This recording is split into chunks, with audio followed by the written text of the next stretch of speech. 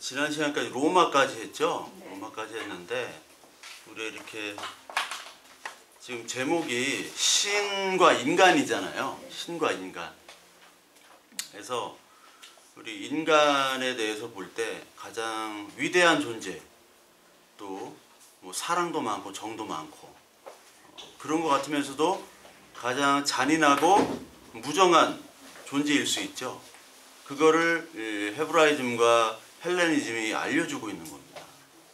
그래서 인간은 가장 뭐 존귀하기도 하고 존엄하기도 하고 위대하고 지혜롭고, 그렇지만 동시에 인간은 가장 어리석은 존재다.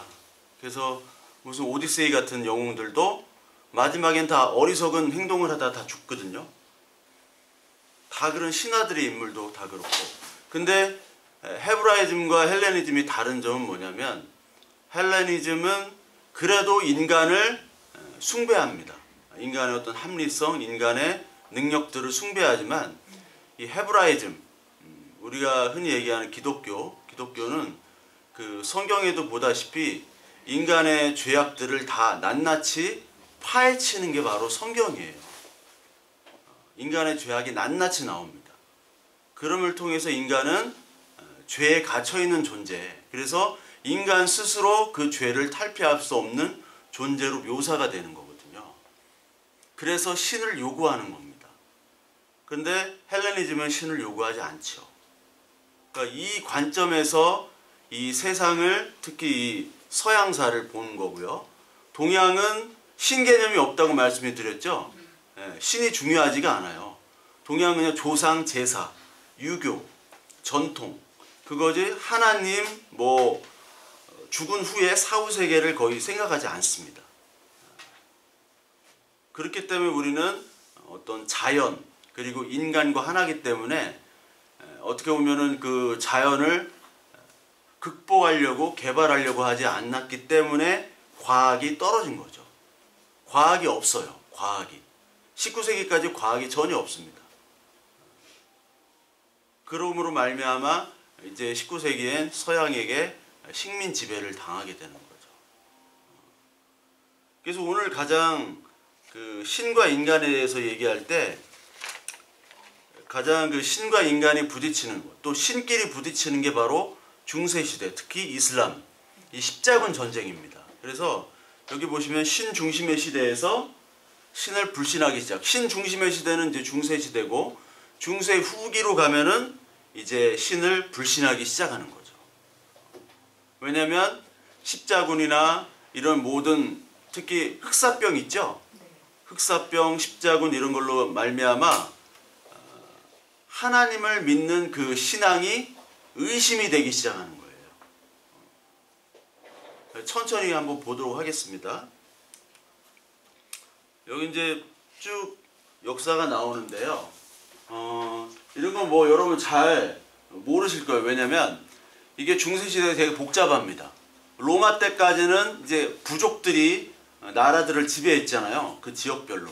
근데 그것이 프랑크 왕국이라는 것으로 이제 통일이 돼요. 나중에는 프랑크 왕국이 서프랑크, 동프랑크, 중프랑크로 나눕니다. 그래서 서프랑크는 우리가 흔히 얘기하는 프랑스고, 중프랑크는 이태리 북부와 스위스 그쪽 부분이고, 동프랑크는 이제 독일로 나눠지게 돼요. 그리고 나중에는 서프랑크 중심으로 프랑스가 되고, 그 동쪽은 신성 로마 제국이라는 게 세워집니다. 근데 신성 로마 제국이라는 게 사실 신성하지도 않고 로마도 아니고 제국도 아니에요. 되게 이상한 그냥 명칭만 신성 로마 제국이지, 사실은 합스부르크 왕가에서 이것들을 다 실질적인 왕을 행사했죠. 합스부르크 왕이 명목적인 왕이지만 실질적인 왕들은 그 제후들이 다스. 제후가 나중에 설명을 드릴게요. 제후가 뭔지. 그리고 여기 이제 노르만족이 영국을 이제 지배하게 되고요. 쭉 오다 보면은 이게 중요합니다. 신성 오토 1세, 이 신성 로마 제국이 이제 생기게 되는 겁니다. 독일 중심으로. 그리고 여기는 노르만족이 영국을 이제 지배하기 시작했고, 그 다음에 카노사의 그룹. 여기서부터는 황제권과 왕권이 다투는 거예요. 그래서 황제권이 이기게 됩니다. 그리고 클레르몬 공의회는 십자군 전쟁 이제 시작하자. 그리고 보름스 협약이라는 것은 이제 그 카노사의 굴욕에서 황제권보다 왕권이 더 우위다. 그래서 성직자들을 임명할 때 성직자를 황제가 임명하는 것이 아니라 교황이 임명한다라는 것을 협의를 한 겁니다. 그 다음에 오늘 가장 중요한 게 십자군이죠. 십자군이 여기 1096년부터 시작합니다. 1096년부터 시작해서 거의 1270년 이 정도까지 끝나거든요. 그러니까 간헐적으로 전쟁하는 거지 막 100몇 년 동안 전쟁하는 게 아니라 이게 뭐 8차 십자군처럼 계속 8차에 걸쳐서 계속 그 전쟁을 하는 거거든요. 그리고 이제 여기 쭉 가다 보면은 아비뇽 유수 100년 전쟁. 100년 전쟁에 잔다르크가 나오죠. 그리고 자크리의 난, 와트 테일러의 난 이런 거는 100년 전쟁 사이에 프랑스와 영국에서 나온 그 농민들, 옛날에 농노라고 그랬습니다. 농노들이 반란을 일으킨 거예요. 그리고 이제 흑사병, 그리고 여기서부터 이제 종교개혁 시대가 이제 시작이 됩니다. 종교개혁 초반. 그래서 옛날에는 뭐 그 이단이다 아니다 가지고 막 죽이고 살리고 그랬잖아요. 이런 서양은 그 시대가 여기서 시작이 되는 겁니다. 그리고 이제 100년 전쟁이 끝나고 장미전쟁, 튜더 왕조. 하나도 모르시겠죠? 하나도 모르시겠죠? 네. 이게 뭐 한 번에 알 수 있는 게 아니에요. 수십 번 동안 해야지 이런 것들을 좀 익히게 됩니다. 그래서 사실 중세는 이쪽부터 여기 정도까지가 중세라고 마무리를 하는데 여러분 그 장미전쟁은 잘 모르시죠? 사랑과 전쟁은 알죠? 장미전쟁은 몰라. 사랑과 전쟁은 아는데 장미전쟁은 그 십자군 전쟁 끝나고 100년 전쟁 끝나고 영국끼리 싸운 거예요. 영국끼리 왕권을 놓고 그러니까 랭카스터 가문이랑 요크 가문 서로 장미 문양입니다. 랭카스터는 붉은 장미, 요크가는 하얀 장미. 그래가지고 붉은 장미가 이겨요. 그래서 마지막에 튜더 왕조가 헨리 7세고 헨리 7세가 되는 겁니다. 헨리 7세의 아들이 그 유명한 헨리 8세. 헨리 8세의 딸이 엘리자베스 1세. 그때부터 영국이 전성기가 시작되는 거죠.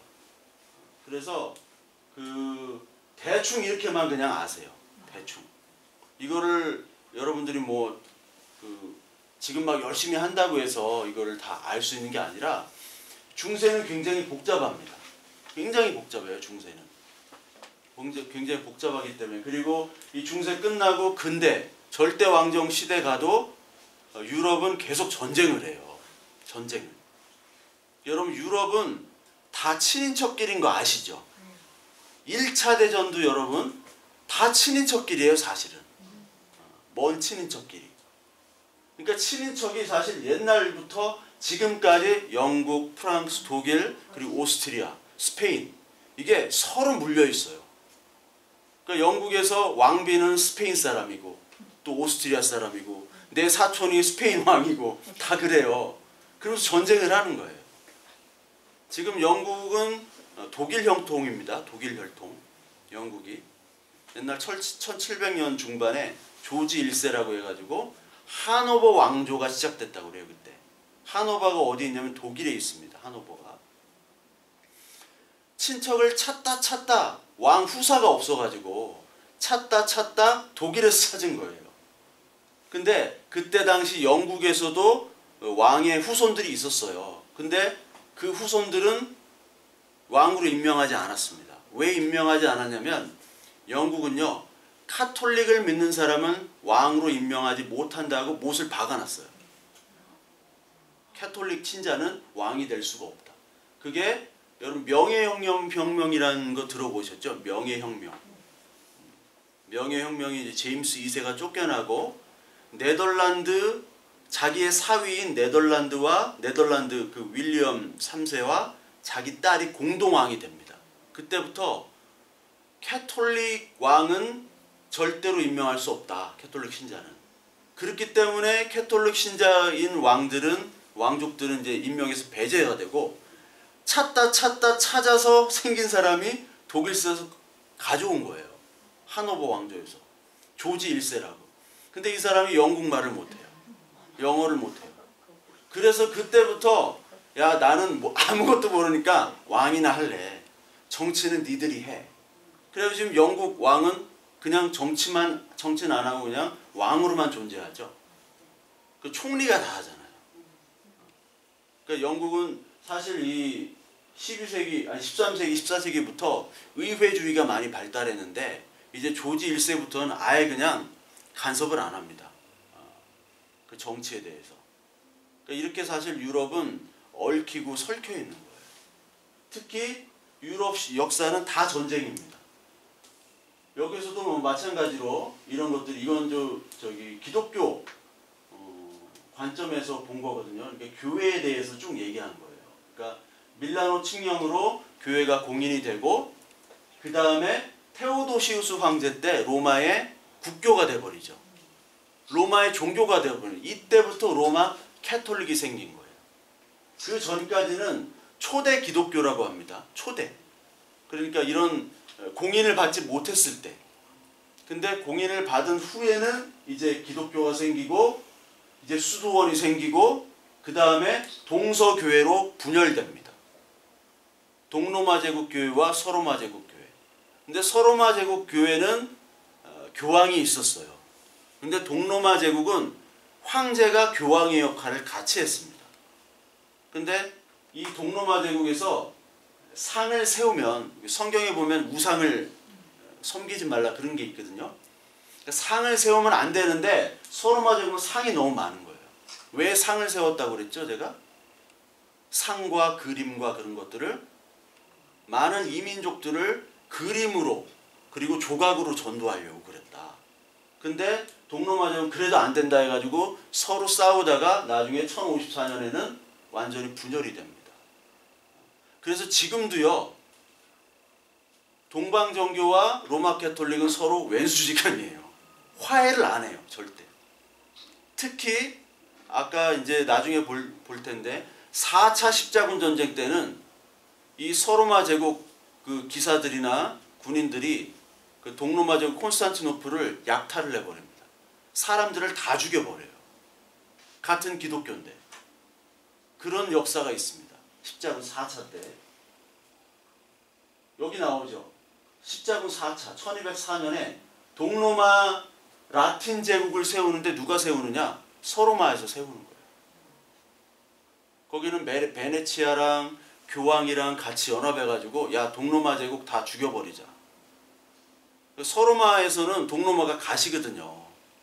서로마 황제가 동로마는 서로마 황제를 그 교황을 인정을 안 하고 또 서로마는 또 동로마는 서로마를 인정 안 하고. 그러니까 종교적으로도 얘네를 좀 손을 봐야 되고 경제적으로도 베네치아가 콘스탄티노플과 이제 경쟁 관계니까 베네치아에 있는 상인들이 여기를 다 죽이는데 누구를 이용하냐? 십자군을 이용하는 거예요. 그러니까 이슬람이랑 싸우자고 막 쳐들어간 사람들이 여기 콘스탄티노플 가가지고 다 약탈하고 거기서 사는 거예요. 사는 거예요. 다 죽였습니다. 거기 성직자들도 다 죽이고 뭐 유대인은 말할 것도 없고요. 그래서 이 중세시대는 십자군 전쟁 그리고 그 교황과 황제의 다툼 그리고 패스트 이런 걸로 중세시대가 사실 무너집니다. 중세가 그걸로 무너져요. 로마는 무엇으로 무너지냐면 에드워드 기번이라는 사람이 그 로마사가 가장 유명하거든요. 이게 1700년대 중반에 쓰여진 거예요. 로마사인데 로마는 게르만의 여러 민족과 기독교로 무너졌다라고 얘기를 해요. 그러니까 로마 제국은 기독교인들이 다 노예였거든요. 그 노예들이 의해서 로마가 사실 무너진 겁니다. 그러니까 종교가 제국을 이긴 거죠. 종교가. 여기 보시면 이제 이게 그 여기 프랑크 왕국이라고 좀 낯설죠. 프랑크 왕국. 프랑크 왕국의 수도는 아헨이라고 들어보셨나요? 아헨? 독일에 가면 네덜란드 국경 아헨이 있습니다.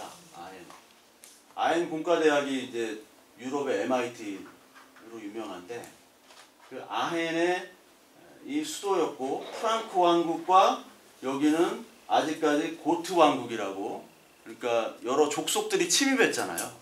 그 족이 아직도 여기는 이제 장악하고 있었고 이쪽은 다 동로마 제국이고 여기는 이제 프랑크 왕국이 이쪽 서로마를 보호하고 있는 그 지도입니다. 영국 쪽은 이제 섹슨족이 나오고 여기는 카를로스 대제라고 나오죠. 카를로스는 스페인식의 이름이고 독일식으로는 칼 그리고 저기 그 프랑스 말로는 샤를이라고 합니다. 샤를. 그 샤를이 카를로스예요. 그리고 이게 영국으로 가면 찰스가 됩니다. 찰스. 그러니까 여러분 존이라는 이름이 있죠. 존이 프랑스로 가면 장이에요. 장. 북유럽으로 가면 요한입니다. 장, 요한, 그리고 존. 예. 그리고 스페인은 후안입니다. 후안. 바람둥이 돈 후안 있죠. 돈 후안. 그 돈 후앙이 후앙이 사실 이름이에요. 후앙이. 근데 돈은 원래 썰입니다. 썰. 돈 키호테 알죠? 돈 키호테. 이름이 키호테예요. 끼오테인데 돈은 썰이에요. 썰. 끼오테 경 이거예요. 돈 키호테가. 돈 키호테가 아니고 돈 키호테라고 해야 됩니다. 원래. 여기가 이제 카를로스 대제라고 샤를마뉴라고 해요. 프랑스 말로는. 한번 들어보셨어요. 샤를마뉴가 여기 이제 내가 여기 로마를 다 지키겠다 해가지고 황제한테 이제 서로마 제국 황제로 추대가 돼요. 그러면서 이게 프랑크 왕국 하면은 뭔가 프랑크족이 만든 나라라는 의미거든요. 그러니까 옛날에 로마 시대 때 프랑크족이 막 쳐들어왔잖아요. 그러니까 프랑크 왕국 하면 왠지 저렴해 보여요. 그렇죠. 근데 서로마 제국 황제 하면 멋있죠. 로마가 붙으면 다 프리미엄이 붙어요. 로마가 붙으면. 예. 프랑크 하면 이거 소세지밖에 생각이 안 나요. 소세지. 비엔나 하면 뭐 커피. 비엔나 소세지랑 프랑크 소세지랑 쌍두마차 아닙니까? 유럽에. 예? 서로 경쟁 관계인데 서로마 황제라고 하니까 이게 있어 보이는 거죠. 그래서 서로마 황제로 인정할 테니까 우리 로마 제국을 이 로마 있죠? 교황청. 이쪽 교황 있는 데를 니들이 보호해라 하니까 좋다. 그래가지고 이쪽 다 개종하고 원래 아리우스파라고 있거든요. 설명하자면 너무 긴데 뭐 정통에서는 이단으로 봅니다. 근데 아리우스파 기독교였던 이쪽 지역이 우리도 정통으로 인정해주고 내가 이 로마를 보호하겠다 해가지고 이 프랑크 왕국이 생기는 거예요.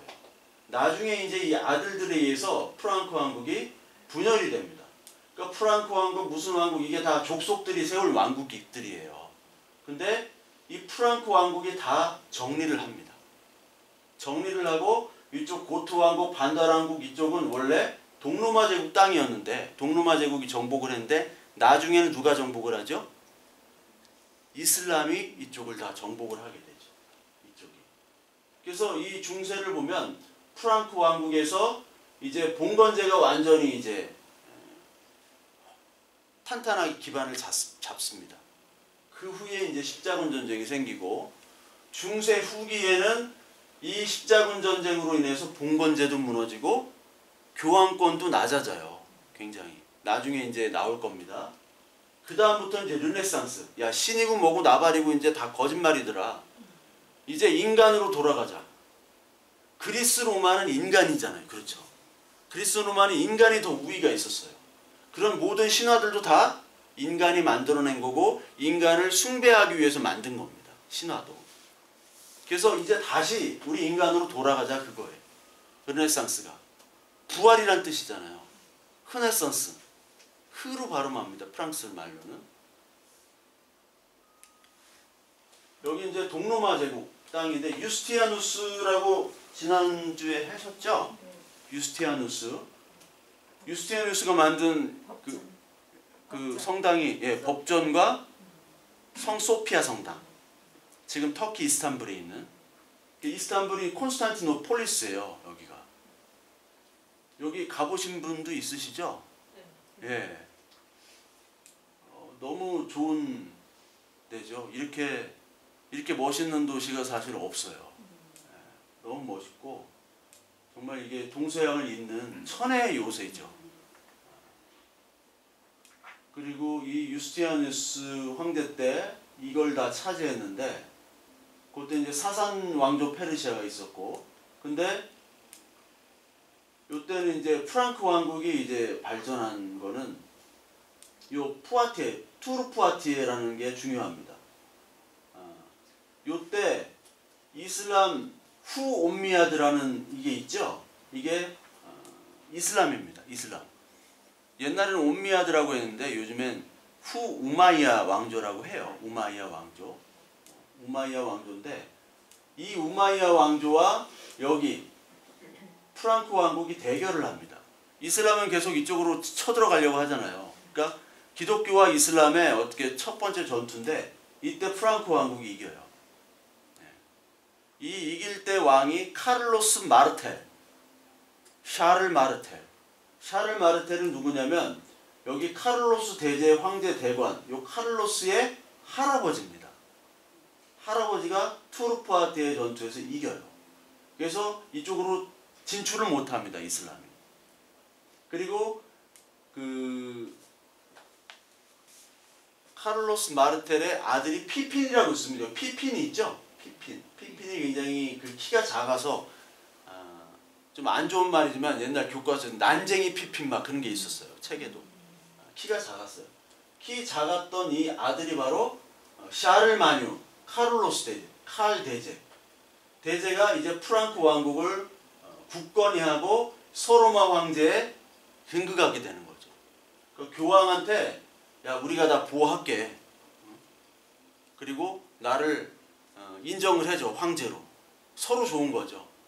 그래서 프랑크 왕국은요 기독교 이 신앙을 앞에다 두고 이것을 전도하고 이것을 위해서 싸우는 왕국이 되어버립니다. 중세. 중세는요 이 기독교 이 신앙을 믿지 않으면 안 됐어요. 그리스도교를. 안 믿으면은 그 사회에서 축출이 됩니다. 장사도 못하고요. 집을 구할 수도 없고요. 아무것도 못해요. 근데 이슬람은 이 옴미야드, 이 후 우마이야 수도가 코르도바인데 코르도바에는 기독교인도 있고요.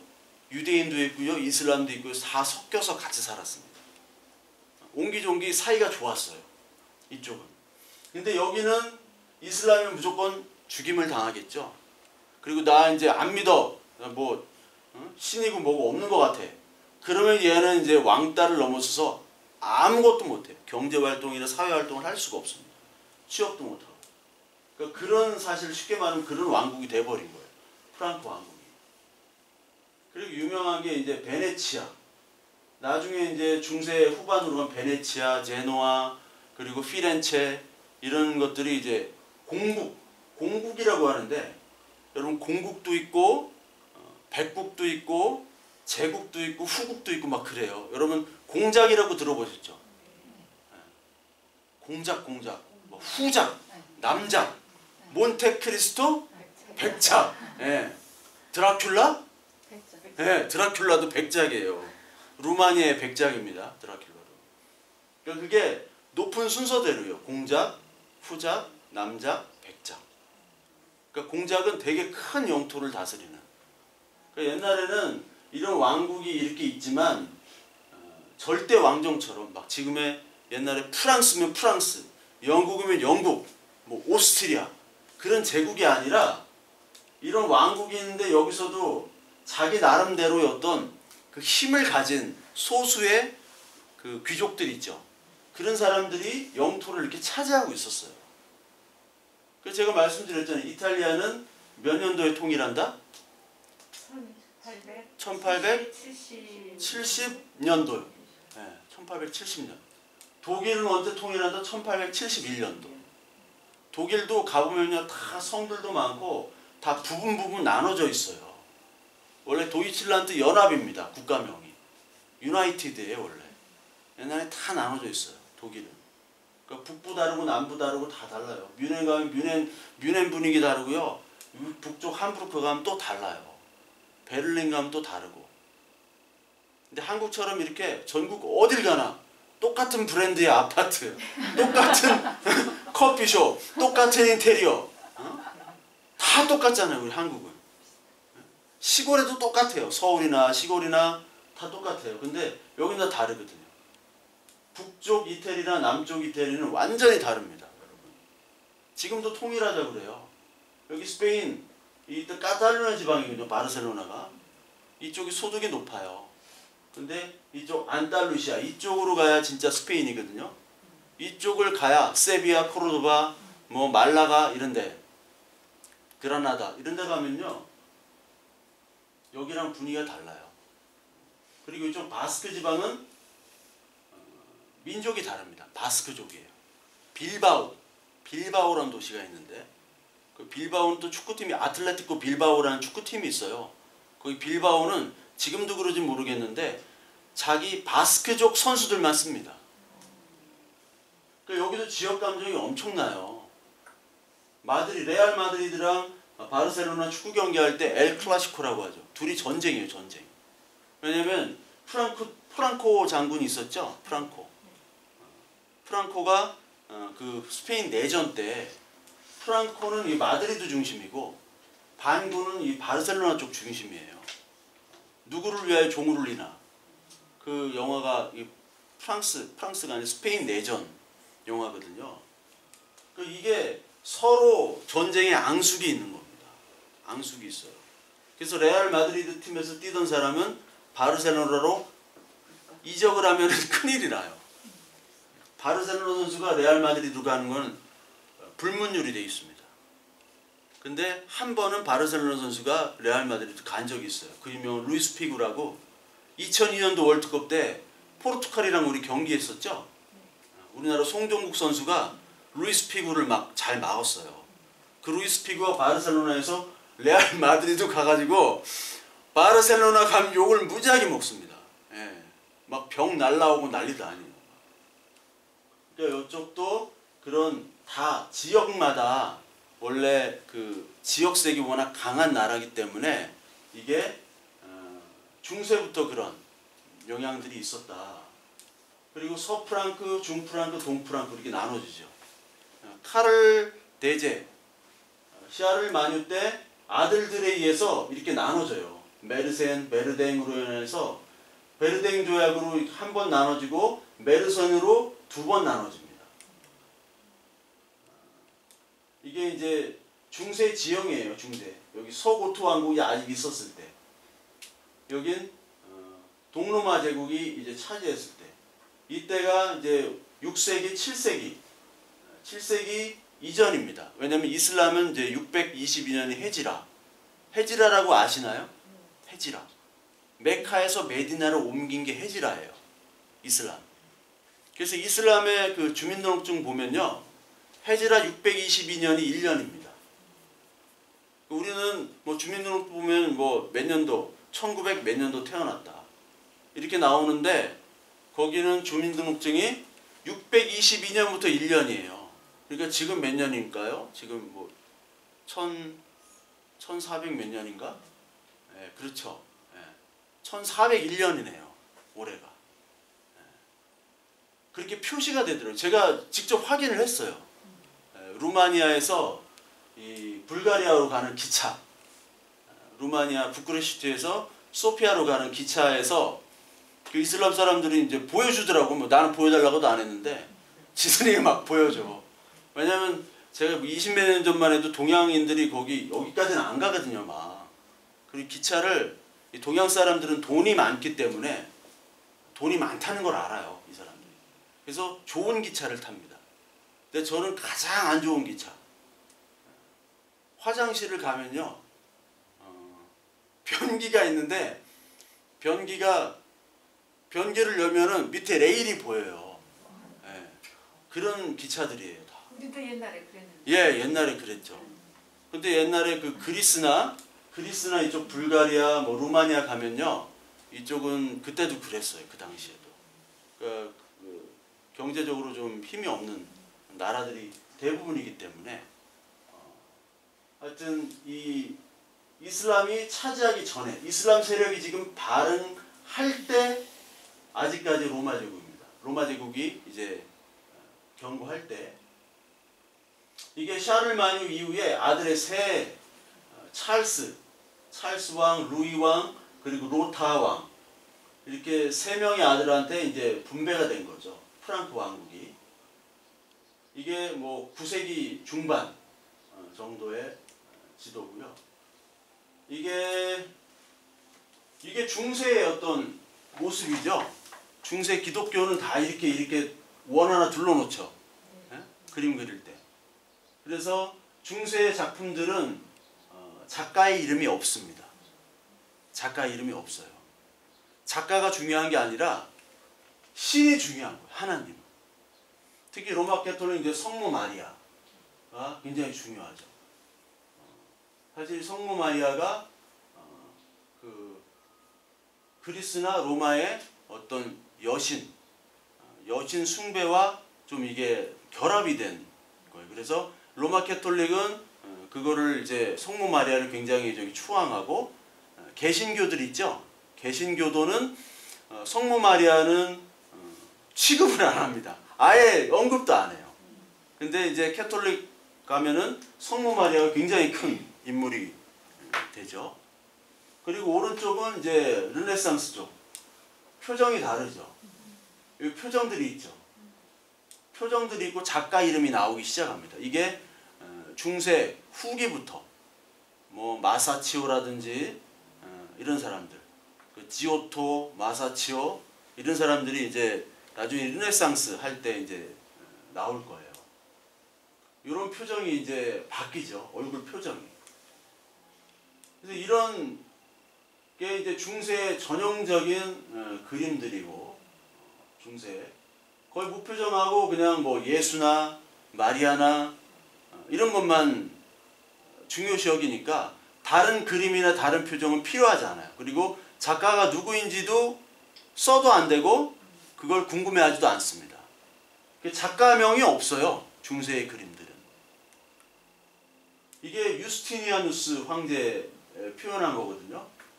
근데 이게 다 이제 색으로 된 돌을 여기다 박아 붙인 겁니다. 그러니까 폼페이에 가면은 폼페이에도 제가 놀란 게 거기 가면요 막 색 대리석들이 있어요. 대리석에다 색을 입힌 게 아니라 색 대리석 자체가 있습니다. 이태리에는. 이태리 남부에도 많고 북부에도 많아요. 그걸 갖다가 붙이니까 이게 예술 작품인 거예요. 우리나라 저기 뭐 고조선 시대 때인데 우리나라 역사도 없는 때인데 이게 AD 70년에 그렇게 붙이니까 야 대단하다. 그런데 이런 작품들이 이렇게 해놨어요. 그러니까 이거는 미술 작품 자체가 돼버리는 겁니다. 이런 그림들은 뭐 이거 이상하잖아요. 다 이상하고 이거는 작품이 되지 않는데 현대회화가 아니라 근대회화. 근대회화에서는 이런 거는 작품 취급이 안 돼요. 이거 너무 못 그렸잖아요. 이게 뭐예요 이게. 몇 등신입니까 이게. 한 11등신. 이 등신이에요 등신 진짜. 예? 이게 11등신 막 12등신. 그런데 요것 자체로 하나님을 나타내는 거죠. 자기 신앙을 나타내는 거예요. 작품 자체로. 질감으로 나타냅니다. 중세의 작품들은. 질감. 그래서 이것 자체가 작품이 돼요. 작품. 이게 작품이에요. 그냥. 만들어진. 근데 근대회화 같은 거는 뭐 인상파 화가들 보면은 뭐 색을 나타내잖아요. 색으로 표현되고 또 뭐 바로크나 그 르네상스 가서도 자기 어떤 선이나 색으로 나타내는데 여기는 선이나 색 자체가 없어요. 그냥 이런 질감을 통해서 어떤 기독교 신앙을 나타내는 게 어떻게 보면 현대회화랑 좀 비슷해요. 현대 미술이랑. 이게 마르셀 듀상 작품이거든요. 후에도 마르셀 듀상의 샘이라는 작품. 이것도 이 자체가 그냥 작품이에요. 변기 뛰어다가 샘이래요. 변기거든요 이게. 1917년에 만든. 그럼 뭐 아무거나 떠다가 작품하면 되거든요. 아무거나 떠다가. 그것처럼 이 자체로 작품을 나타내는 게 중세 미술이랑 현대 미술이랑 좀 비슷합니다. 두 가지가 비슷한데, 첫 번째는 질감을 통해서 나타내는 작품, 그 재료 자체를 가지고 나타내는 거. 이거는 바로 뭐냐면 아티스트의 쉿, 똥입니다. 똥을 여기다 담아놨어요. 피에로 만촌이라는 사람이. 이게 3,800만 원에 팔렸습니다. 그래서 여러분들 저기 좀 생활이 곤란하시거나 좀 그러면 좀 담아 놓으세요. 좀. 예? 이게 작품이 된 거예요. 현대는 그래요. 이건 마넷 뉴먼이라는 사람의 작품이고요. 이거는 마크 로스크라고. 이 두 사람이 굉장히 유명합니다. 이게 뉴욕 현대미술관에 가면 이게 작품이 있거든요. 요건 되게 커요. 이거 3m 정도 돼요. 이게 3m 정도. 이게 뭐 10년 전인가 1,800억인가 팔렸어요. 선 하나 거놓고 1,800억. 돈 벌기 참 쉽죠. 이게 마크 로스크. 둘 다 이제 러시아 태생, 러시아계 유대인인데, 이거는 어떤 숭고미, 진리를 추구하는 거예요. 현대 미술은 다 그렇습니다. 그 현대 미술이 중세랑 비슷한 게 그 작품의 재료와 질감 자체로 나타내는 것과, 두 번째는 진리를 향한 숭고미예요.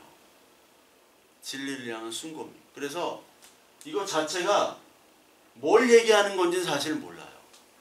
작가들도. 작가들은 추구하지만 작가들은 얘기하지 않습니다.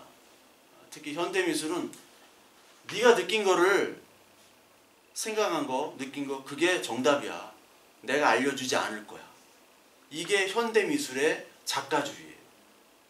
그러니까 옛날 같으면 우리는 뭐 이런 걸 표현하고, 이건 이런 의미고, 이 색은 어떤 의미고, 이런 선은 의미를 자꾸 얘기해 주잖아요. 정답을. 근데 지금은 정답을 얘기하지 않고 네가 느끼고 있는 거 있지? 그게 내가 표현하려고 하는 거야 라고 하는 겁니다. 이게 영화나 미술이나 현대 다 그래요. 이게 포스트 모더니즘 해체주의입니다. 자크 데리다나 이런 사람들이 얘기한 해체주의예요. 그러니까 네가 중요한 거지 내가 중요한 게 아니야. 주체가 바뀌는 거예요. 네가 보는 대로 느끼는 거야. 그러니까 이 두 그림들이 진리를 향한, 자기만의 진리를 향한 표현이에요. 그러니까 숭고미, 진리. 여기서 말하는 진리는 뭐 기독교나 그런 게 아니라 자기 나름대로의 진리를 찾는 그 방법을 이렇게 나오고 있습니다. 이게 뉴욕 현대미술관인데, 현대미술관은 뉴욕에 가면은 정말 1순위로 가셔야 돼요. 엄청난 작품들이 많이 있습니다. 특히 여러분이 좋아하시는 고우의 별이 빛나는 밤, 그것도 있고요. 모네의 수련은 되게 커요. 막 이만해요. 이만해. 그림이 세면으로 이렇게 하는, 이만합니다. 그림이. 근데 거기 현대미술관은 이제 잭슨 폴록이라고 막 페인팅 이렇게 뿌린 거, 그게 가장 유명하죠. 현대카드 쓰시는 분은 거기 가면 공짜예요. 현대카드. 네, 현대카드.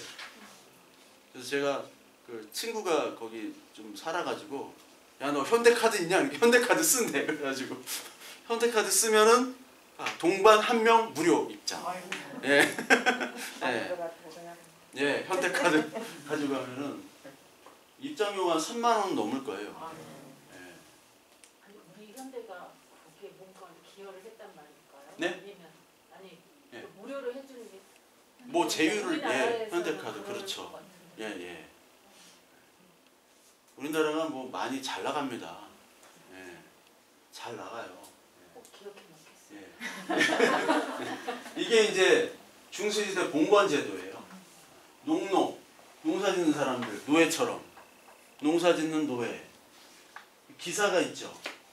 그 제후가 있고 왕이 있습니다. 왕은 사실 그렇게 힘이 없었어요. 중세 때는. 제후가 힘이 있었죠. 제후랑 기사랑 사실 약간 주종관계면서 파트너입니다. 그러니까 기사가 제후가 마음에 안 들면 딴 제후한테도 갈 수가 있었어요. 그러니까 싸움을 잘하고 뭐 리더십이 좋고 하면은 스카우트 되기도 했어요. 그래서 이 제도가 이상한 제도잖아요. 어떻게 보면 중세는요 그 한 마을, 우리 여기 동네 있죠. 동네에서만 사는 거예요. 그리고 옆 동네는 또 다른 나라입니다. 그 옆 동네랑 막 싸우는 거예요. 서로 전쟁도 나고. 근데 이게 왜 이런 제도가 생겼냐면, 여러분 로마 때, 로마 제국 후반기 때는 많은 족속들이 침입을 했죠. 많은 족속들이 침입을 했는데 그거를 로마가 힘이 약해져 가지고 감당할 수가 없었습니다. 이제이란 말이 있죠. 오랑캐는 오랑캐로 잡는다. 그렇죠. 그래서 거기서 싸움 잘하는 사람들을 불러다가, 야, 우리를 보호해주면 여기 땅도 주고 좀 네가 관리할 수 있도록 해줄게. 그게 로마 후반기에 생겼어요. 서로마 후반기. 그러니까 이게 5세기 초반, 400년대 요때부터 생기기 시작했습니다. 근데 그게 전통이 돼버린 거예요. 이게 전통이. 그래서 프랑크 왕국 때 완전히 이 제도가 생겨버립니다. 그래서 황제 국왕 교황은 그냥 어떻게 보면은 좀 허수아비, 그냥 명목상 야 네가 짱해 그러거든요. 짱해. 짱하고 여기는 이제 이쪽 종교 쪽은 이렇게 돼 있고 이쪽 정치 쪽은 제후라고, 제후 밑에 작은 제후, 대제후, 기사, 영주, 이렇게 농노, 이런 식으로 이제 계급화가 딱 된 거죠. 그래서 여기 보면은요, 이 봉건 제도가 가장 많이 있었던 때가 바로 중세 유럽이고, 오랫동안 지속된 때가, 그리고 중국의 주나라라고 있습니다. 중국의 역사는 하나로부터 시작해요. 하은주, 하은주 이름 농구 선수인데, 하승진 누나. 근데 은나라에서 지금은 이제 상으로 바뀌었어. 상나라라고 합니다. 하상주 그래요. 이 주나라가 봉건제도예요. 주나라가 봉건제도. 그리고 봉건제도로 유명한 게 일본이죠. 일본은 쇼군이 있습니다. 쇼군이 대제후예요. 텐노는, 이 황제는 천황이라고 하죠. 걔네들은 천황은 명목상이고, 쇼군이 가장 높고 그 밑에 제후인 다이묘가 있습니다. 다이묘. 근데 일본은 이 다이묘가 쇼군을 정기적으로 찾아와야 돼요. 그리고 다이묘들의 아들, 딸이나 이 부인은 여기에 일정 기간 포로로 잡혀 있어야 돼요. 그게 산켄교타이제라고, 이게 일본 말로 산켄교타이, 이게 참근 교대제로 봉건제도, 그쪽의 봉건제도 스타일이에요. 이게 에도 시대 때까지, 이게 덕천가강, 도쿠가와 이에야스거든요. 그러니까 일본은 막부, 쇼군이 지배하는 막부 체제인데, 그 막부가 가마쿠라 막부, 무로마치 막부, 그 다음에 에도 막부. 에도는 동경을 얘기합니다. 동경. 원래 일본의 수도는 어디였을까요?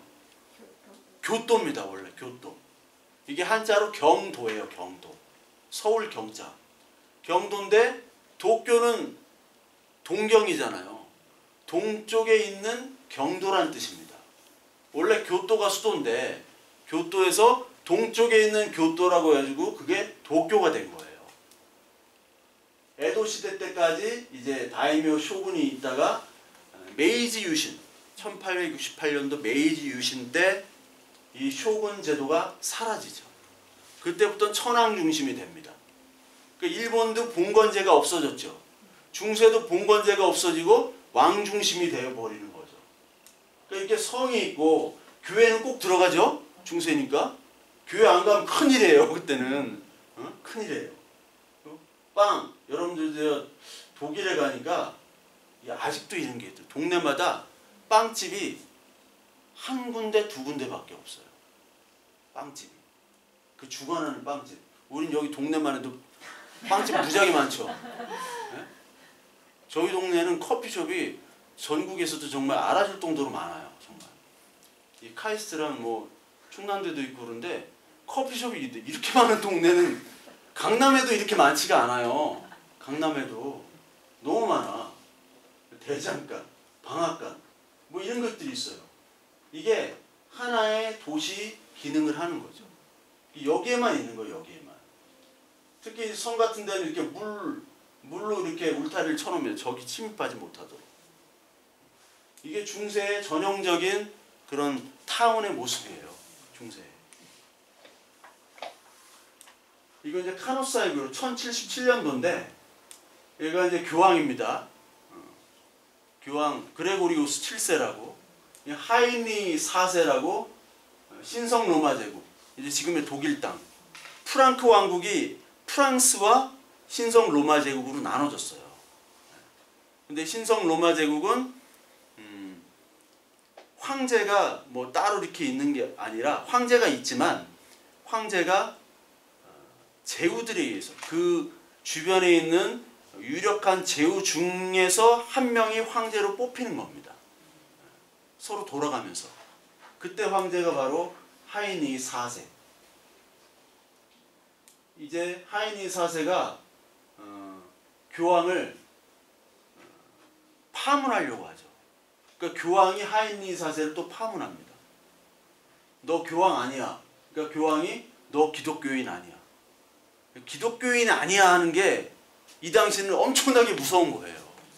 기독교인 아니야 하면은 그 순간 사람들이 왕으로 인정을 안 합니다. 그 당시는 그랬어요. 그 당시는. 그래서 둘이 원래 그 성직자들, 그러니까 지금 뭐라면 신부님들 이런 분들 있죠. 이런 분들 임명권을 황제가 임명했어. 지금으로 치면 대통령이 막 신부를 임명하는 거예요. 그러면 말이 안 되잖아요. 아니 종교에 왜 간섭을 해? 그러니까 이 교황이 이제 교황 내가 할게 하니까 안 돼. 내가 할 거야. 서로 싸운 거죠. 이때는 황제권이 좀 강했어요. 근데 그러니까 기독교인 아니야 너 파문했어요. 파문해봐. 해봐. 나 부하들 많거든 했는데 부하들이 이 황제를 안 따라요. 기독교인으로 파문당하고 너 부하들 다 파문시킬 거야 하니까 이때 당시는 기독교가 전부였잖아요. 파문당한다는 말에 여기 부하들이 따르질 않아요. 그래서 찾아가서 무릎 꿇고 비는 겁니다. 3일 동안 빌었어요. 겨울에. 1월달인데 1077년 1월달. 빌고 3일 만에 만나주고 이게 보름스 협약이라는 그림을 그려놓은 거예요. 아까 보름스 협약. 그래서 황제가 그 신부들 그리고 성직자들을 임명한다 라고 협약을 맺는 겁니다. 그러므로 말미암아 이제 교황권이 세지게 되는 거예요. 여기서 보면 교황권이 이렇게 올라가고 황제권은 올라갔다 내려오죠. 카노사의 굴욕으로 완전히 올라가죠. 그러다가 보름스 협약, 이노켄티우스 3세가 아까 얘기한 것이 4차 십자군, 4차 십자군 때 그 이노켄티우스가 그때 가장 이제 교황권이 셌는데 이렇게 쭉 내려옵니다. 왜 내려올까요? 이렇게 십자군 전쟁에서 졌기 때문에 내려오는 거예요. 십자군 전쟁 때 저 이교도를 죽이고 예루살렘을 탈환하자. 하나님이 원하시는 일이다 해가지고 갔는데 졌어요. 네, 졌어. 하나님이 원하시는 일이라고 해놓고 콘스탄티노플 가가지고 다 약탈하고 중간에 가면서 유대인들은 골라서 다 죽여버립니다. 1차 십자군 때부터 그랬어요. 다 죽여요. 패스트가 발병했을 때도 그때 이 유대인들은 여러분 그 성경에 보면은 씻어야 돼요. 손을 씻고 그 제사 제물을 드리고 그런 게 있습니다. 그 성경에 보면 물두멍이라고 있어요. 성전에. 거기서 씻어야 돼요. 손을 씻어야 돼요. 이게 신학적 의미도 많이 있는데 그래서 그것을 따라서 이슬람 애들이 사원 가면 씻어요. 저도 이슬람 지역 여행할 때는 뭐 씻을 데 없으면 그 모스크 갑니다. 모스크 가면 수도가가 있어요. 거기서 이제 사람들이 손, 발, 목, 얼굴 씻거든요. 씻고 들어가야 돼요. 그래서 패스트 걸릴 때도 이 유대인들은 패스트가 많이 안 걸렸습니다. 잘 씻어서. 그런데 유대인은 잘 안 걸리네 해가지고 유대인이 패스트를 퍼뜨린다 해가지고 유대인들을 더 죽였어요. 유대인들이 원흉이다. 근데 패스트가 나질 않거든요. 하나님 열심히 믿는다고 해서. 그때부터 교황권이 막 추락을 하는 거예요.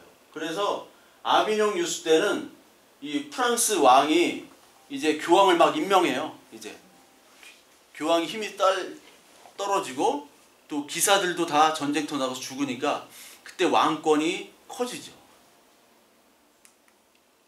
이게 패스트 때인데 이게 사실은 패스트나 장티푸스나 콜레라나 이게 수인성 전염병인데 이게 물 그리고 음식 그런 걸로 이제 전염이 되는데 이때 당시는 공기로 전염된다고 생각을 했어요. 공기로 그래가지고 막 이렇게 의사가 이런 거 막 쓰고 다니고 의사라고. 여러분 의사라고 해서 여러분 우리 지금 정도의 의학 좀 지금 정도는 뭐 너무 발달된 의학이지만 외과 수술 간단한 외과 수술 좀 하고 소독약으로 좀 처치를 하고 그리고 뭐 링거 맞을 수 있는 그게 언제부터 시작됐다고 생각하세요? 그 정도는 2차 대전 이후부터 시작됐어요. 그러니까 이 우리가 누리는 의학은 지금 한 60년, 70년 정도밖에 안 됐어요. 수인성 전염병에서 공기가 아니라 손을 깨끗이 씻고 위생관리하고 수술할 때도 손을 씻고 좀 하자 했을 때가 1880년대입니다. 1880년대 이전까지는요. 외과 수술을 좀 하긴 했잖아요. 할 때 손을 안 씻었어요. 의사가.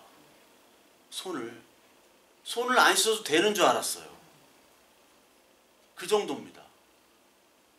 이거를 르네상스 때 파라켈수스라는 유명한 의사면서 연금술사가 있는데 그 사람이 처음으로 이런 거 패스트 걸릴 때 아무것도 하지 마. 그리고 조금 씻어. 그때 당시에는 좋은 물도 없었잖아요. 깨끗한 물도 없고 다 더러울 때 야, 좀 씻어야 돼. 그때 처음으로 얘기했습니다. 그러니까 의사가 할 수 있는 수준이 뭐냐면 씻는 거.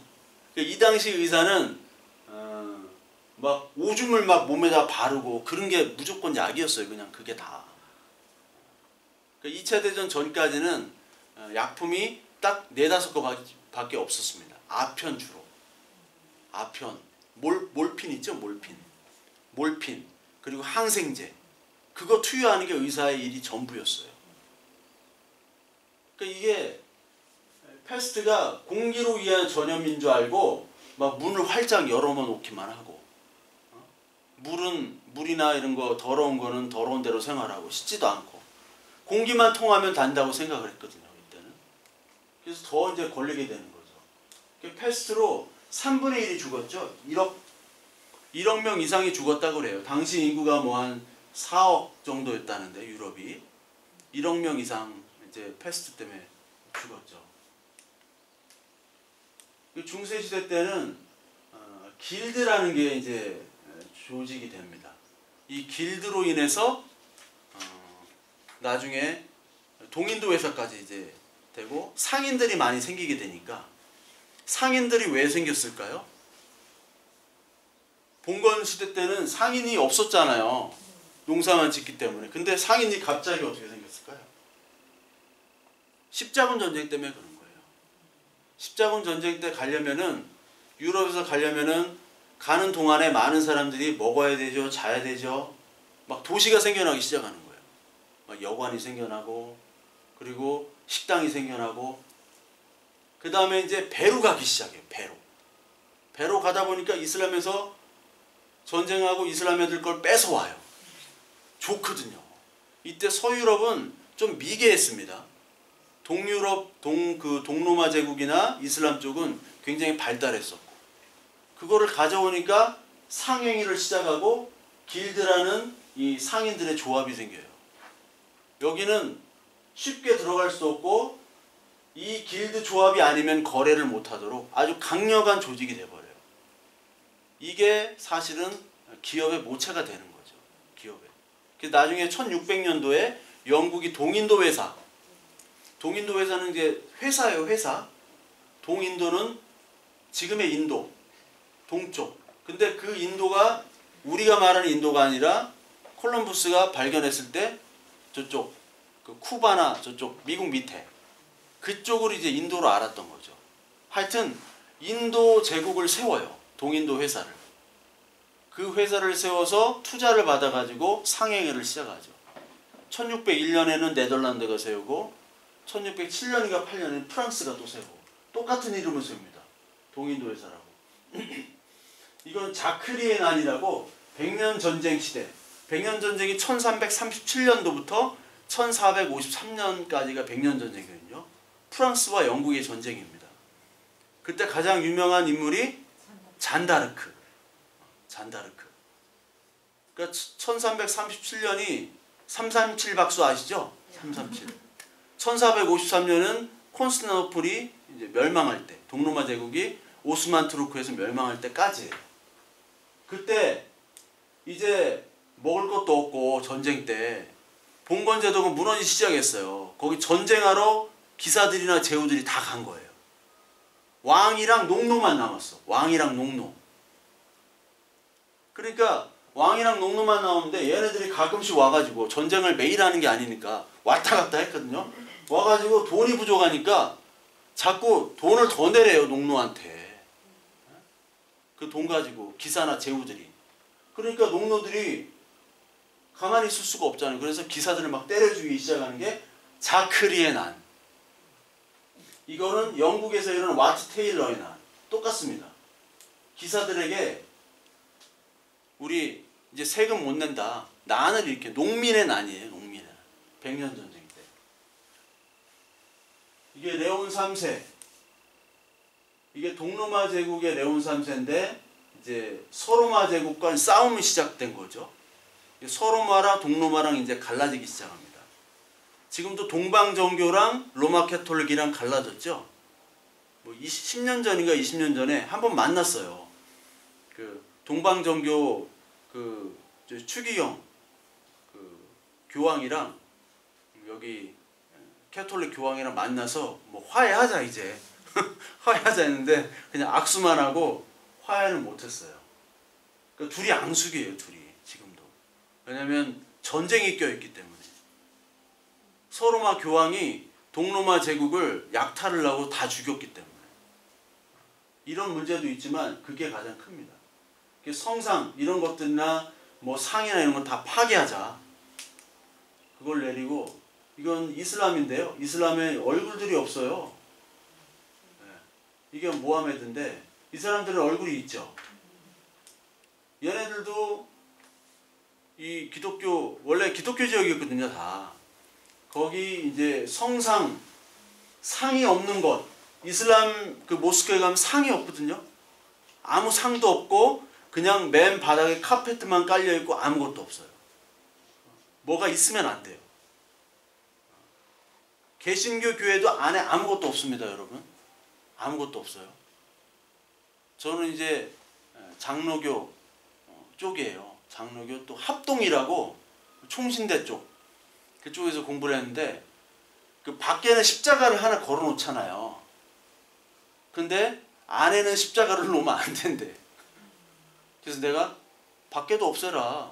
없애려면 뭐 안에는 있고 밖에만 없고 없애려면 다 없애던가.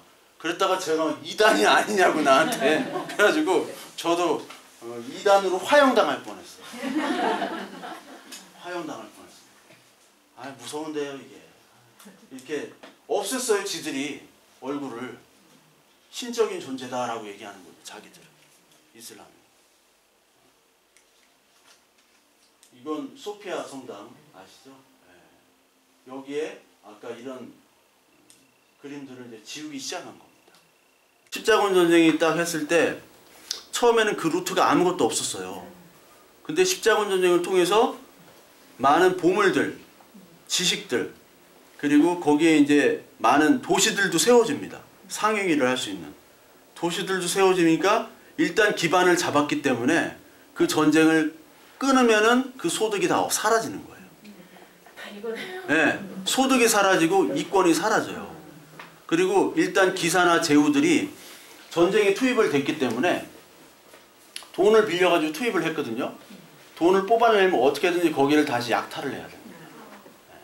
약탈을 해야 되기 때문에 특히 4차 십자군에서 베네치아가 콘스탄티노플을 다 약탈을 했어요. 왜냐하면 서유럽에는 봉건제라 이게 별로 먹을 게 없습니다. 근데 이슬람이나 동유럽 쪽에는 금은 보화가 넘쳐났다고 다 생각을 했고, 그리고 향신료로부터 여러 가지 진귀한 것들이 많이 있었죠. 그거를 가지고 장사를 하고 있는데, 그 전쟁은 명분이고 이제 핑계고, 그거를 통해서 많은 이익을 얻을 수밖에 없었어요. 거기에 덤으로 그 십자군 전쟁에 참여하면 죄 있는 자는 죄가 사해진다. 얼마나 멋있어요. 일석이조. 죄도 사하고 돈도 벌고, 그래가지고 와가지고 떵떵거리고 살고. 그때부터 이제 상인들이 발전하기 시작해요. 상인들. 그 상인들 발전한 그룹들을 젠틀이라고 합니다. 그 젠틀리에서 젠틀맨이 생겨난 거예요. 그리고 여기서부터 이제 부르주아라는, 부르주가 중상층 이제 상인들을 얘기하거든요. 부르주아. 그러니까 부르주아를 통해서 이제 혁명들이 이제 생겨나는 거죠. 부르주아를 통해서. 그 유스티니아누스 이게 대제 그림이고요. 이건 이제 동로마 제국의 이제 모습입니다. 동로마 제국 기사들이 조금 이슬람이랑 좀 비슷해요. 왜냐하면 가까이 있었기 때문에, 특히 이슬람이랑 동로마 제국은 아리스토텔레스, 플라톤 철학들을 다 공유를 했거든요. 공유. 그 당시 이슬람은 문화적으로나 과학적으로 굉장히 발달한 지역이었고, 동로마 제국도. 서유럽은 뭐 이런 과학이나 이런 데 관심 없고 오직 신, 오직 하나님. 그러니까 운전할 때 우리 김 여사님들 흰 장갑 끼고 사이드 미러 안 보고, 어떤 분은 접고 가. 사이드 미러 안 펴고 이렇게만 막 가시는 분들 있죠. 네. 그러니까 프랑크 제국은 이렇게 가는 거야. 그냥 뭐 오직 하나님, 불신지옥 뭐 저기 네. 예수천당 불신지옥 막 이렇게 가는 거예요. 근데 이쪽은 그래도 문화도 있고, 이슬람이랑 동로마는 그래도 좀 사이가 조금 좋았어요. 네, 좋았어요. 특히 이제 3차 그 십자군 전쟁에서 사자왕 리처드랑 살라우딘이 이제 하는데, 살라우딘이 그 영화 킹덤 오브 헤븐이라는 영화가 있거든요. 한번 보세요. 킹덤 오브 헤븐. 리들리 스코트 감독. 킹덤 오브 헤븐이 이제 십자군 전쟁, 3차 십자군 전쟁 내용을 다룬 거예요. 거기 이제 그 살라딘이 그 늘 인사를 하잖아요. 아사와 말리쿰. 아사와 말리쿰. 이게 샬롬. 알라의 이름으로 샬롬. 샬롬이라는 말을 그대로 이슬람에 써요. 살렘입니다. 이슬람 말. 살렘. 이슬람 그 콘스탄티노플 점령한 다음에 오스만 투르크 왕 중에 살렘 1세, 살렘 2세 그런 게 있어요. 살렘. 슐레이만이라고 여러분 들어보셨죠? 네. 터키 사람 슐레이만 하는데, 그 슐레이만은 솔로몬입니다. 솔로몬. 그러니까 이슬람의 모든 문화와 언어와 사실 그런 게 사실 헤브라이즘에서 다 온 거예요. 걔네들은 목요일부터 금요일까지가 안식일이잖아요. 그것도 금요일부터 토요일까지 안식일로 따온 거고, 돼지고기 안 먹는 것도 유대교에서 돼지고기 안 먹으니까 다 따온 겁니다. 유대인은 3번 기도하죠. 삼시, 육시, 구시. 3번 기도하거든요. 삼시는 오전 9시예요. 9시, 12시, 3시 기도인데 걔네들은 5번으로 늘렸어요. 삼시, 육시, 구시에서. 제가 제 옛날에 그 룸메이트가 이슬람이었어. 이슬람. 코란을 자기 이제 그 벽장에다 걸어놨어. 그러니까 걸어놓은 게 아니라 있어요. 그래서 야 한번 구경 좀 하자. 구경 좀 하고. 방 안에서 기도를 해. 방 방 안에서 기도하는데 그때 2002년도 월드컵 때였거든요. 근데 방 안에 좀 조그마한 TV가 있었어요. 뭐 나는 봤지 뭐 그냥 이렇게. 룸메가 한 3명 있었는데 봤어요. 봤는데 기도 시간이래. 같이 TV 보다가 축구 경기 보다가 전 2002년도 여기서 못 봤거든요. 축구 경기 보고 있는데 기도를 한대요. 뭐 해라 하는데 그때 골이 났어. 기도하다가 골 나니까 이렇게 보고 있어. 막 어떻게 났냐고 막. 너는 진정한 무슬림이 아니다. 개종해라. 개종하든지 아니 무슬림을 응? 떠나라. 너는 진정한 무슬림이 아니다. 하여튼 그런 일들이 있었습니다. 예. 이게 이스턴 오토독시. 이게 오토독스가 정통이란 뜻이거든요. 정통. 얘는 정통. 캐톨릭은 보편. 보편이 더 위에요. 정통이 더 위에요. 정통이. 예. 똑같은 말. 엉덩이냐 방댕이냐 궁댕이냐 그거 싸움이에요. 예. 뭐 오늘의 MVP 해가지고 최고인줄 오늘의 그랑프리 자 오늘의 대상 뭐 다 똑같은 말이에요. 서로 싸우는 거예요. 서로 정통이라고. 오토독스를 동방정교라고 합니다. 동방정교가 그리스 정교, 그 우크라이나부터 키예프에서 나오는 러시아 정교. 예. 이쪽 핀란드 쪽도 원래 러시아 지역이었거든요. 예. 핀란드 쪽. 이쪽이 다 동방정교입니다. 동방정교 예배를 가면요. 한번 들어갔다가 못 나올 뻔했어요. 3시간씩 예배해요. 3시간씩 거기 미사를 하는데 다 서 있어요. 예, 서 있어요.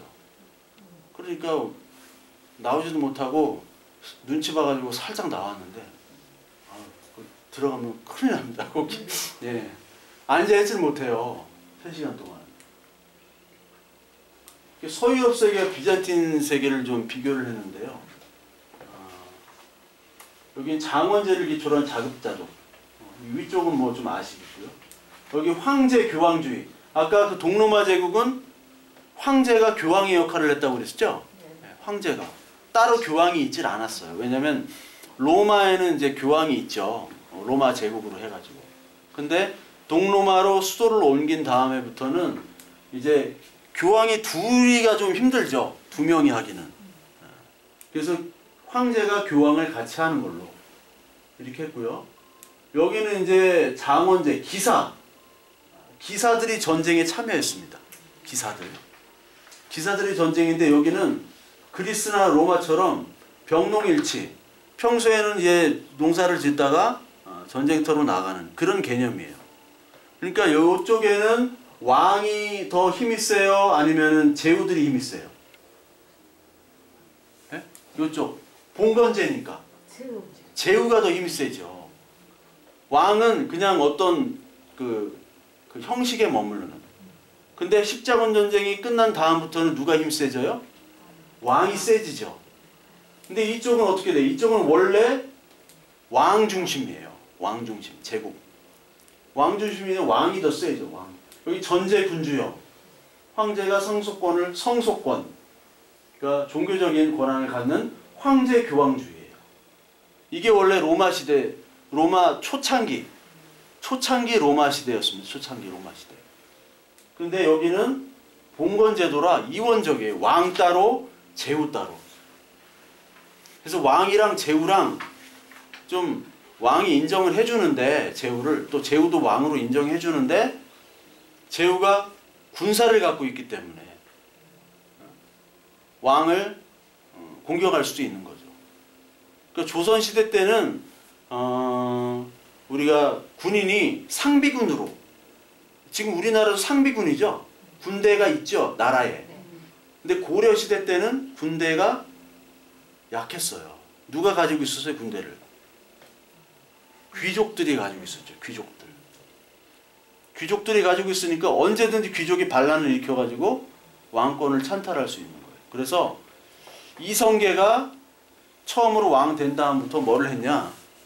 귀족들의 군사를 뺏기 시작했잖아요. 태종도 마찬가지고. 귀족들의 군사를 뺏어야 돼. 그래서 태종은 자기 처남들을 다 죽였어요. 민씨 일가들. 다 죽였단 말이에요. 민씨 일가들을. 그리고 자기 사돈까지 죽였습니다. 시몬이라고 세종대왕의 장인이거든요. 시몬이. 심온. 시몬도 죽여버렸어요. 왜냐면 내 아들이 정치를 절대군주로 하려면은 귀족들을 다 처단해야 되니까. 그러니까 이쪽은 왕권 중심이고 이쪽은 제후, 봉건제니까 중심이었다라는 것을 볼 수 있고요. 이 이슬람, 아유, 한참 남았는데 이거. 이슬람, 여기 표에 프린트를 해놨죠.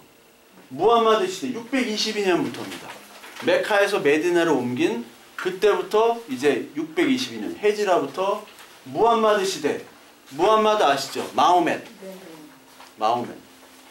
마호멧 시대에 이제 끝난 다음에는 정통 칼리프라고 나와요. 정통 칼리프. 이 4명의 정통 칼리프가 나옵니다. 칼리프가 이슬람의 지도자라는 뜻이에요.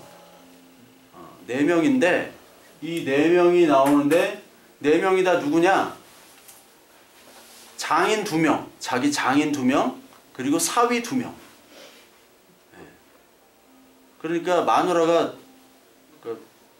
둘째 마누라, 셋째 마누라의 장인, 그리고 저기 사위, 딸들의 남편, 그리고 마지막 그 4대 칼리프라고 알리라고 있어요. 알리가 중요한 인물인데 여기서 시아파와 수니파가 나눠집니다. 알리에서. 알리는 자기의 사촌 동생이면서 사위예요. 이게 끝난 다음에는 우마이야 왕조라는 그 무아위야라는 장군이 있어요. 이 장군이 이제 우마이야 왕조를 탄생시킵니다. 알리 쪽 일파와 전쟁을 해가지고. 그리고 이 우마이야 왕조가 무너지고 아바스 왕조가 생기고 이 우마위야 왕조는 후우마이야 왕조라고 해가지고 스페인 쪽으로 갑니다.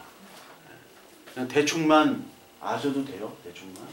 그러니까 아랍이 이렇게 돼 있고 파티마 왕조가 또 나오는데 이건 이집트에 세운 시아파. 시아파, 수니파는 잘 모르시죠? 다수는 누구라고 해서 다수? 수니파. 순위가 많으니까. 세계 최대의 수니파 국가는 어딜까요? 사우디? 예? 사우디. 아니요. 인구로 따지면. 예, 인구수. 수니파가 가장 많은 나라. 아시아에 있습니다. 아시아. 인도는 2번째인 것 같아요. 2번째. 인도네시아입니다. 인도네시아. 인도네시아 인구가 거의 뭐 3억 가까이인데 거의 다 수니파. 근데 아랍이 아니니까 정통으로 안 쳐주고 무슨 뭐 이슈나 데모 같은 게 있을 때 야 사우디나 이런 데서 야 쪽수로 좀 말 좀 하고 그래라 이렇게 할 정도고. 튀르크가 있고 페르시아가 있고 이렇게 있죠. 이슬람 왕조가. 튀르크는 셀주크 튀르크. 셀주크 튀르크가 사실 이 아바스 왕조를 지배하다시피 해요. 근데 아바스 왕조는 형님이니까 놔두고 우리가 보호해 줄게. 이 셀주크 투르크랑 누구랑 전쟁을 하는 거예요? 십자군 전쟁이. 서유럽이랑 전쟁하는 셀주크 투르크.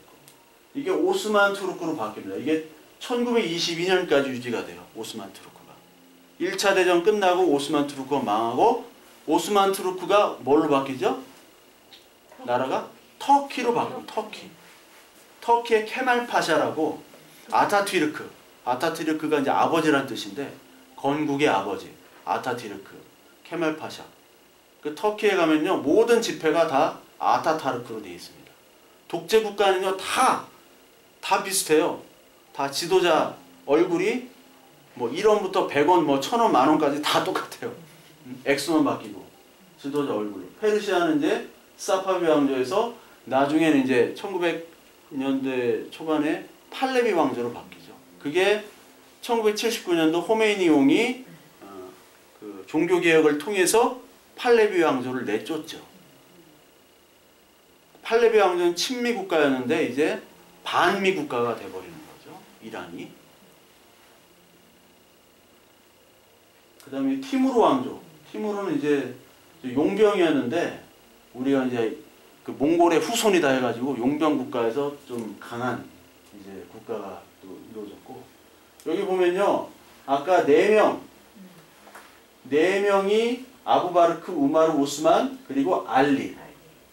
1대, 2대, 3대, 4대의 칼리프예요. 이게 마호멧이 죽은 다음에 이렇게 4명으로 그 지도자가 바뀐 겁니다. 이게 사위, 장인, 사위. 알리는 이제 사위면서 사촌 동생. 근데 알리가 여기 다 사실 암살돼요. 암살되고 알리도 암살이 되는데 무야위야와 알리가 이제 우스만 때문에 이거 얘기하면 또 길어져가지고 우스만을 빼고 하여튼 둘이 싸워요. 싸운 다음에 알리의 아들이 이제 하산 알리인데 하산 알리랑 무아위야랑 또 싸워요. 싸워서 무아위야가 이겨서 우마이야 칼리프라는 걸 세웁니다. 그래서 시아파는 뭐냐? 시아파는 알리의 후손들에 의해서 이 지도자 칼리프가 생겨야 된다. 세습돼야 된다. 그렇게 얘기하는 거고, 수니파는 아니다. 수니파. 혈통이 아니라 실력에 따라 뽑자. 수니파는 순위, 1순위, 2순위. 야, 경쟁해가지고 1순위. 순위별로 뽑자. 시아파는 야, 씨앗이 중요하다. 혈통에 뽑자. 그렇게 누가 그러더라고요. 그렇게 외우면은 씨앗파 혈통에 의해서 알리부터 그리고 순위 매겨가지고 맞짱 떠가지고 1등하는 놈이 먹자 이거거든요. 그러니까 시아파는 여러분 이란이 가장 큰 시아파 국가죠. 그리고 이라크가 시아파 국가입니다. 이란은 거의 90%가 시아파고 그리고 이라크도 한 65에서 70%가 시아파예요. 근데 이라크가 수니파 지도자가 한 번 있었어요. 오랫동안. 그게 누구냐? 이라크의 누구죠? 예? 이라크의 후세인이 수니파였어요. 그 소수의 수니파가 다수의 시아파를 지배했던 게 후세인 시대 때입니다. 그 후세인이 죽었죠. 미국이 이라크 전쟁 통해서. 후세인이 죽으니까 더 큰 문제가 생긴 거예요. 수니파가 죽었거든요. 수니파 지도자가. 그래서 이라크가 시아파가 됩니다. 시아파 다수가. 근데 수니파가 가만히 안 있죠. 그래서 생긴 게 뭐냐면 IS입니다. IS. 야, 우리 수니파 이 이라크가 지배했는데 시아파로 넘어갔어. 가만 안 있어. 그래서 IS가 조직이 된 거예요. IS는 같은 수니파도 다 죽입니다. 자기와 뜻이 아니면은 같은 수니파도 죽여요. 시아파는 물론 죽이고, 미국도 죽이고, 뭐 쿠르드족도 죽이고 다 죽여 그냥. IS는. 그리고 시리아에 시아파가 많죠. 시리아 내전이 이거 설명하려면 10분 가는데 시리아 내전이 너무 복잡해요. 거기. 시리아 내전이 그 지도자가 알사드인데 그 알사드 마누라도 그 미국 골드만삭스 이사였던 여자예요. 알사드가 옥스퍼드 출신이고. 근데 무조건 죽여요 그냥 부부가. 반군, 수니파 반군, 뭐 쿠르드 다 죽입니다. 러시아가 뒤에 또 백이 있고. 이게 이제 무함마드 시대. 이게 632년 신라 시대 때요 우리. 신라 시대 때. 뭐 신라 진흥왕 막 이럴 때. 정통 칼리프 시대 때 우마이야 왕조 그리고 우마이야 왕조가 죽은 다음에는 이제 우마이야는 이쪽으로 갔다 그랬죠. 스페인 쪽으로. 우마이야가 여기 차지하다가 아바스가 이제 여기를 또 밀어내고 여기를 저기 해요. 그래서 이 탈라스 전투라는 거 지난주에도 설명을 드렸죠. 당나라랑 신라랑 해가지고 통일을 했잖아요. 나당 연합군. 그 당나라입니다.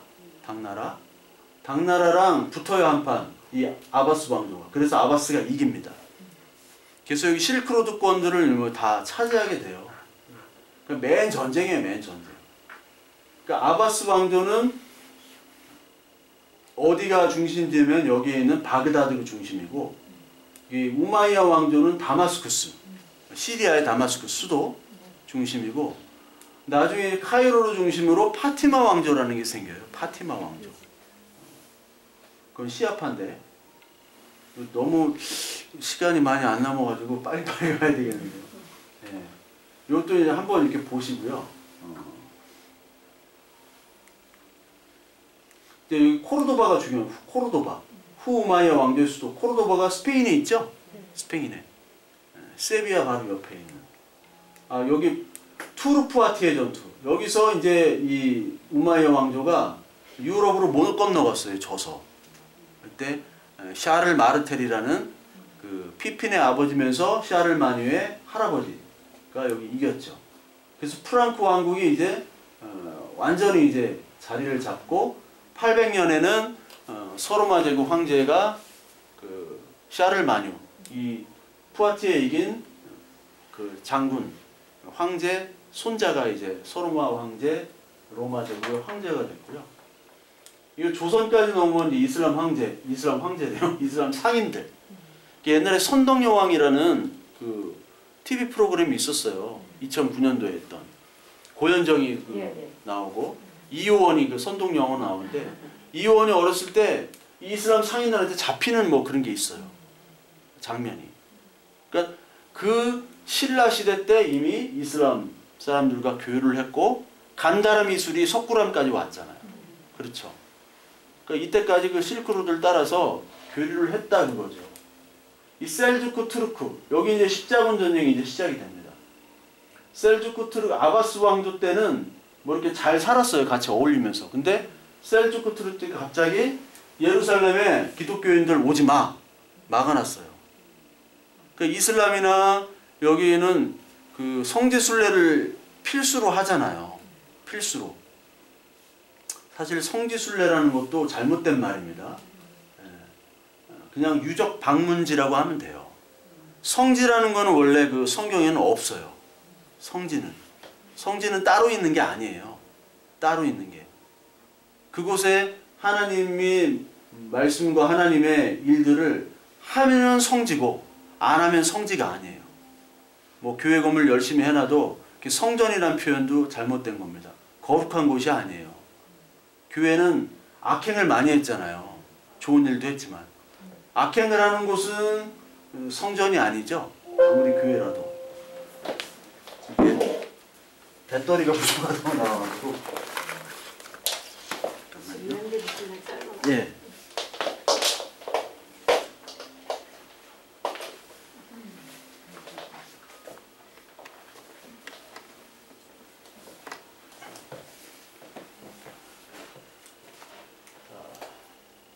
이게 이제 몽골인데요. 몽골이 이제 아바스 왕조 여기를 다 1258년도에 이제 끝냅니다. 이쪽에. 그래서 여기를 다 동로마 제국부터 해서 이슬람을 다 먹으려고 하다가 왕이 죽어가지고 다 이쪽으로 와요. 왕 뽑는다고. 그래가지고 저기 이슬람이나 유럽이 몽골한테 안 먹혔어요. 다행히 1258년도에. 이때 우리나라도 있었고 이때 일본으로 갔죠. 몽골군이랑 한국군이 연합해가지고 일본을 침입하러 갔어요. 가다가 배가 뒤집혔죠. 그게 가미가제, 신풍. 가미가 신이거든요. 풍, 바람, 가제. 네. 가제라는 말이 일본말로 바람이란 뜻도 있고 감기란 뜻이 있으면 감기, 가제. 가제오 히쿠. 감기에 걸린다 해가지고 이게 요때 당시 이제 이건 티무르 왕조라고 계속 왕조가 바뀌죠. 이쪽이 계속 바뀝니다. 맘루크, 티무르. 여기 용병이 맘루크였는데 용병이 이제 왕 밀어내고 하나 만들고 티무르는 우리가 몽골의 후예다 해가지고 여기 또 하나 만들고 여기 이제 델리 술탄 왕이 여기 인도거든요. 인도까지 이제 이슬람이 가는 거예요. 델리 술탄. 술탄이란 칭호를 그 셀주크 투르크 때 줍니다. 아바스 황제가 그 칼리프가 술탄이라는 용어를 써줘요. 그래서 지금까지 오스만 투르크 때는 이제 술탄이 지도자가 되는 거죠. 술탄이란 말이. 여기 델리가 점령되고 여기 델리 왕조에서 나중에 이제 무굴 제국이라는 거 들어보죠. 인도에. 그 무굴 제국의 그 기념물이 뭐죠? 아그라에 있는 타지말. 타지마할. 타지마할이 이슬람 건축이에요, 그게. 이슬람. 그러니까 인도 북쪽은 이슬람 쪽이고 인도 남쪽은 힌두교고. 나중에는 이제 힌두교랑 이슬람이랑 많이 싸우고 영국이 힌두교와 이슬람을 분리 통치해 가지고 서로 싸우게 만듭니다. 영국의 통치 방식. 그래 가지고 인도가 파키스탄, 부탄 그리고 방글라데시아로 나눠져요. 방글라데시, 파키스탄은 이슬람 국가고 인도는 힌두교 국가고 스리랑카 불교 국가고 다 나눠집니다. 그때 영국이 이제 물러난 다음에 민족의 대이동, 이게 종교의 대이동이에요. 인도에 살던 무슬림들이 파키스탄으로 가고 파키스탄 또 분리돼 가지고 또 저쪽 건너편에 있는 방글라데시아로 가고. 그래서 그 파키스탄 지도자, 인도의 힌두교 지도자와 그 이슬람 지도자 두 명이 있었는데 두 명이 갈등을 했어요. 그게 하나는 간디고 힌두교 지도 간디고 하나는 진나라는 사람이 있습니다. 진나. 둘이 많이 싸웠어요. 진나는 파키스탄으로 가고 그리고 간디는 인도에 있고. 이게 나중에 이제 오스만 투르크가 여기 비잔티움 제국을 멸망하죠. 이게 동로마 제국이죠. 1453년. 이때가 100년 전쟁의 끝이라고 그랬죠. 100년 전쟁의 끝. 그리고 빈이 포위됐어요. 빈까지 여기 막 쳐들어왔어요. 쳐들어갔다가 여기를 뚫지 못하고 커피 콩을 남기고 돌아갔죠. 그래서 여기서부터 커피가 시작된 거예요. 네. 막 콩자루가 막 여기 이슬람 도망갔는데 뭐 놔두고 한 게 뭔가 하고 이렇게 보니까 뭐 자루가 이렇게 많아. 콩 같아. 보니까 콩이에요. 콩. 한번 볶아볼까 해가지고 볶다가 이 커피가 된 거예요. 커피콩. 레판토 해전이라고 여기 이제 여기서 싸웠어요. 여기 하여튼 얘기하자면 긴데 스페인 중심에 여기 펠리페 2세가 중심으로 해가지고 이슬람이랑 해가지고 이겼습니다. 레판토 해전에서. 이 오스만 투르크랑. 큰 영향은 없었는데 이슬람에게. 여기 레판토 해전에 참여했던 사람 중에 하나가 돈키호테를 쓴 세르반테스가 직접 해전에 참여했어요. 돈키호테가 미친 게 여기 전쟁에 참여한 다음에 미친 거예요. 사회생활 부적응으로. 그거를 다룬 거예요. 사실 세르반테스가. 자기 얘기한 거거든요. 자기 얘기. 전쟁에 참여하면 여러분 미치게 되는 게 왜냐면 마약에 주로 중독되기 때문에. 여러분 전쟁은 군인들에게 마약을 줍니다. 메스 암페타민이라는 마약을 투입을 해요. 왜냐면 안 투입할 수가 없는 게 전쟁을 하려면 두려움이 없어야 돼요. 마약을 해서 두려움이 없애고 작전을 수행하려면 잠을 안 자야 됩니다. 그래서 특히 2차 세계대전 때는 다 마약 중독자예요. 일본, 영국, 독일, 미국 다. 모르셨죠? 메스암페타민이 인문학적 고급 용어로 표현하면 히로뽕. 히로뽕. 필로폰이에요. 이게. 메스암페타민. 먹으라고 다 먹어요. 그거를? 예? 먹으라고 해준다고 다 그걸 받아 먹어요? 그거 마약인지 모르고 치료제, 안정제. 야 바카스하나 먹고 가. 그거예요. 야 비타 500. 그거예요. 왜냐면 장거리 폭격 같은 거 폭격기 가지고 장거리 폭격은요 정밀하게 그때는 뭐 컴퓨터 유도 그게 없잖아요. 그래서 가까이 가야 돼요. 그걸 하려면은 잠을 안 자고 막 12시간씩 비행을 하면 어떻게 졸리잖아요. 그걸 투입하는 거예요. 투입하고 눈이 말똥말똥하고 두려움이 없어야 돼요. 여러분 총 쏘보신 적 없으시죠? 총. 네. 저는 쏘는데 만약에 적하고 조우해가 총을 쏜다. 막 영화에서 막 조준해서 막 쏘고 그러잖아요. 그거 다 거짓말이에요. 그냥 엄폐해서 막 이렇게 쏘는 거예요. 막 이렇게. 네? 미군들은 다 이렇게 쐈어요. 미군들은요. 총알 20만 발에 한 명이 죽어요. 20만 발. 한 명 사살하는데 20만 발이 들은 거예요. 막 이렇게 쏘니까. 그러니까 두려움이 없이 쏘려면요. 그걸 먹어야 됩니다. 그러니까 일본이고 미국이고 마약 중독자로 왔다가 이제 제대하고 가면 월남전도 마찬가지고 사회 부적응이 되는 거예요. 이게 무슬림 국가가 이렇게 됐죠. 가장 큰 무슬림 국가가 여기 인도네시아다. 여기 다 무슬림 국가가 됐고, 십자군을 보면요, 여기 1270년까지 했는데, 종교적 열정, 성지 탈환하자, 하나님이 원하신다. 여기 하는 자는 죄가 다 용서된다. 해가지고 막 무지막지하게 갔어요. 처음에 농민들 막 다 갔어요. 가면 금은보화가 있다 해가지고 다 갔는데 다 죽었죠. 죽고 약탈을 하니까 보급이 안 되잖아요. 그러니까 중간에서 마을들을 약탈해야 돼요. 먹을 거를. 약탈하면서 누구를 죽이냐? 유대인들을 죽이는 거예요. 유대인들. 뭐만 하면 유대인이에요. 무슨 원인은 다 유대인에게 돌리고 다 죽이는 겁니다. 그리고 재정복운동, 이베리아 반도는 어디냐면 스페인 쪽이에요. 그 서유럽이 다 십자군 전쟁에 투입이 됐는데 어디만 투입이 안 됐느냐? 이베리아 반도만 투입이 안 됐습니다. 왜냐면 이베리아 반도는 누구랑 지금 접하고 있어요? 이슬람이랑 접하고 있어요. 니들은 거기서 싸워라. 그리고 영국, 프랑스, 뭐 이런 신성 로마 제국 이런 사람들은 직접 예루살렘으로 가는 거죠. 여기 쭉 보면은 영토 확장, 왕권 강화가 국왕은 됐죠. 왜냐하면 제후들이나 기사들이 다 죽으니까. 재산 증식하기 위해 간 거예요. 재산 증식. 투자하러 간 거예요. 가면 뭐 여러 가지 보물이 있으니까 다 뺏어오면은 그걸로 장사할 수도 있고 뭐 그러니까. 동방무역 위한 경제적 이익, 농노는 신분상 자유 및 부채 말소. 다 돈 때문에 가는 거죠.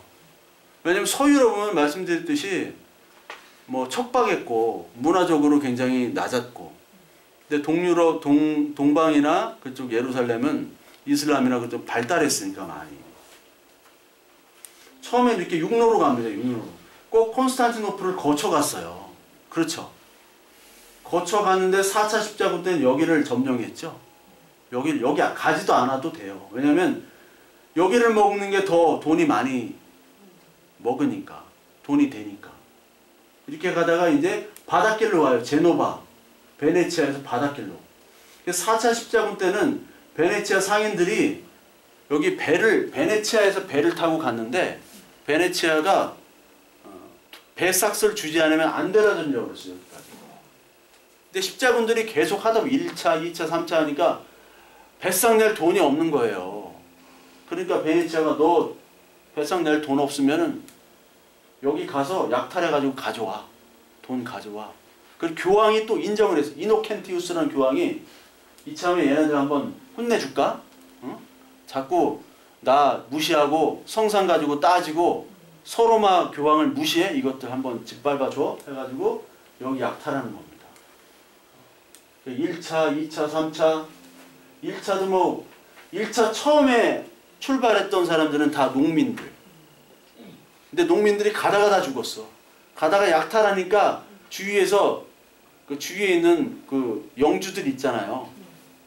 농민들을 죽여버렸어. 그러니까 안 되겠다 해가지고 정규군을 편성해서 야 기사들 다 불러 해가지고 기사들이 와 1차 때 예루살렘을 정복을 합니다.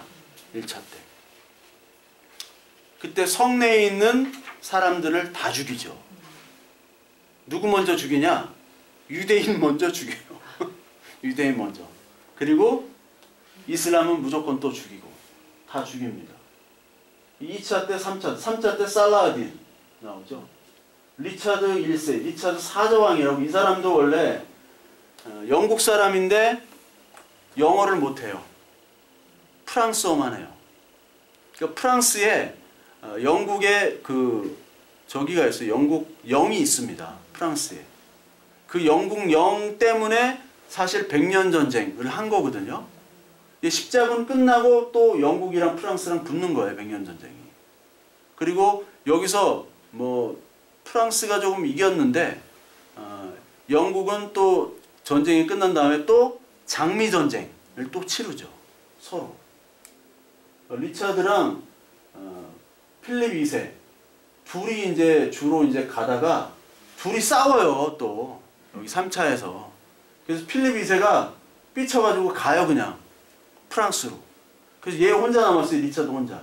그래서 리차드가 살라딘이랑 싸워서 계속 잘 싸웠는데 나중에는 밀려서 거의 죽게 돼요. 포로가 돼가지고. 포위가 돼가지고. 근데 살라딘이 살려줍니다. 이슬람 지도자 살라딘이 살려줘요. 그래서 부상당한 리처드를 위해서 의사도 보내줘요. 살려서 보내줘요. 살라딘이. 여기 보면 이제 라틴 제국이라는 게 4차 십자군 콘스탄티노플을 약탈한 다음에 자기들이 만든 제국이 라틴 제국이에요. 57년간 점령을 해요. 그러니까 동로마 제국 사람들이 이를 갈겠죠. 같은 기독교인데, 같은 기독교 형제들이 와가지고 우리를 다 죽인 거예요. 그러니 지금까지 지금 동방 종교랑 로마 캐톨릭이랑 원수지간이 원수지간. 이게 리처드 왕이고 이게 살라딘이고 여기 리처드 왕. 둘이 이 그림이 있고. 살라딘은 쿠르드족 출신입니다. 쿠르드. 여러분 쿠르드족 많이 들어보셨죠? 네. 쿠르드족. 쿠르드족이 전 세계에서 가장 단일 민족으로 가장 많은 인구의 민족이에요. 나라가 없는 3천만 명이 넘습니다. 쿠르드족이 용병으로 유명하고 전투로 유명한데 쿠르드족은 이라크, 터키, 시리아 이쪽에 주로 많이 있어요. 근데 쿠르드족은 모든 아랍 국가들이 쿠르드족을 공격을 해요. 그게 문제예요. 터키도 쿠르드족을 죽이려고 하고 시리아도 죽이려고 하고 이라크도 죽이려고 하고 이게 킹덤 오브 헤븐에 나오는 이제 예루살렘의 영주로 이렇게 나오고요. 당시 기독교 영주 살라딘으로 나옵니다. 이렇게 한번 보세요. 킹덤 오브 헤븐. 잘 묘사가 되어 있습니다. 3차 전쟁. 이 살라딘한테 올랜드 볼룸이 나중에 이제 올랜드 볼룸이 이제 퇴각하면서 살라딘이 살려주거든요. 다 니네 고향으로 가라 해가지고 가는데 올랜드 볼룸이 예루살렘이 과연 뭐냐 의미가 왜 우리가 이것 때문에 싸우냐 할 때 살라딘이 nothing이라고 얘기해요. 예루살렘은 아무것도 아니다. 왜 싸우는지 모르겠다. But everything. Nothing but everything. 예. 아무것도 아닌 것 같은데 모든 거다. 왜 싸우는지 모르고 막 싸우는 거예요. 교황이 막 가자고 해가지고. 4차 여기 때 라틴 제국 4차가 참 이게 비참한 전쟁이죠.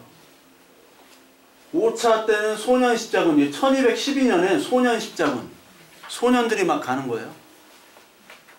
우리가 맨날 치니까 죄가 없는 소년들을 보내면 이긴다 해가지고 모집을 한 다음에 다 노예로 팔아먹습니다. 그게 1212년도. 이게 4차 콘스탄티노플 점령 때. 그리고 다 약탈을 하고 방화를 하고 거기 있는 성직자들도 다 죽이죠. 그리고 소년 십자군, 소녀 십자군도 있었어요. 소녀. 소녀들은 저기 몸판대로 팔려고 보내고 남자애들은 노예로 팔아버리고 이렇게 해버렸어요. 나쁜 짓들을 이렇게 했죠. 신의 이름으로, 하나님의 이름으로. 그렇게 하다 보니까 교황이 권위가 추락이 되죠. 권위가. 교황이 하자고 했더니 다 이게 엉망이 돼버려요. 교황이 하자는. 하나님의 뜻으로 이렇게 하겠다고 하니까 그게 다 엉망이 되어졌어. 신앙도 없어졌어. 봉건 제후들이 다 갔다가 다 죽었어요. 일할 사람이 없네. 근데 농노들만 남았어요. 그러니까 농노들의 값이 올라가죠. 농노들도 많이 죽으니까 농사짓는 사람도. 그러니까 왕권이 강화될 수밖에 없죠. 왕이. 그러니까 무역은 많이 생기고 그렇죠. 무역 노조는 엄청나게 뚫리고 도시 발달, 장원은 붕괴됐어요. 기사도 없지, 제후도 없지, 농사짓는 사람도 많이 죽었지.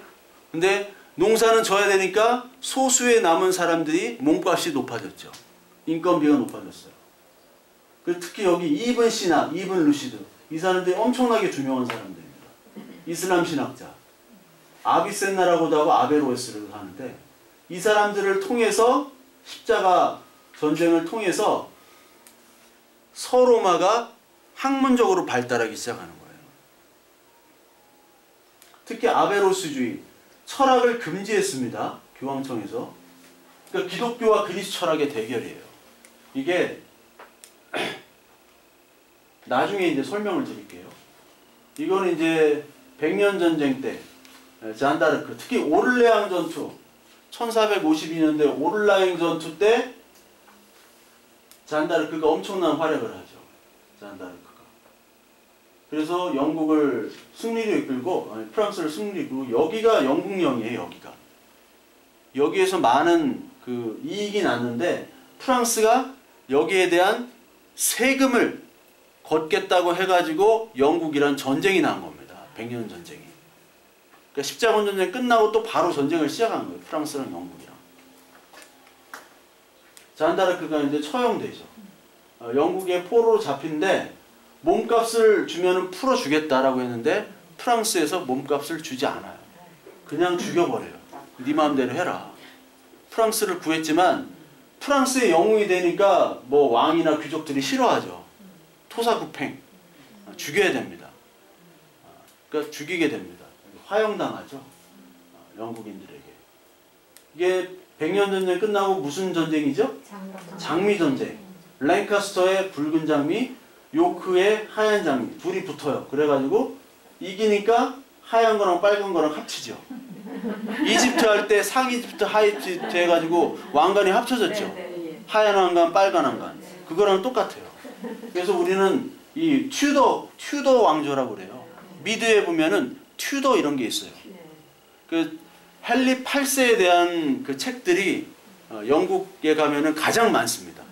가장 많은 게 헨리 8세에 대한 책이에요.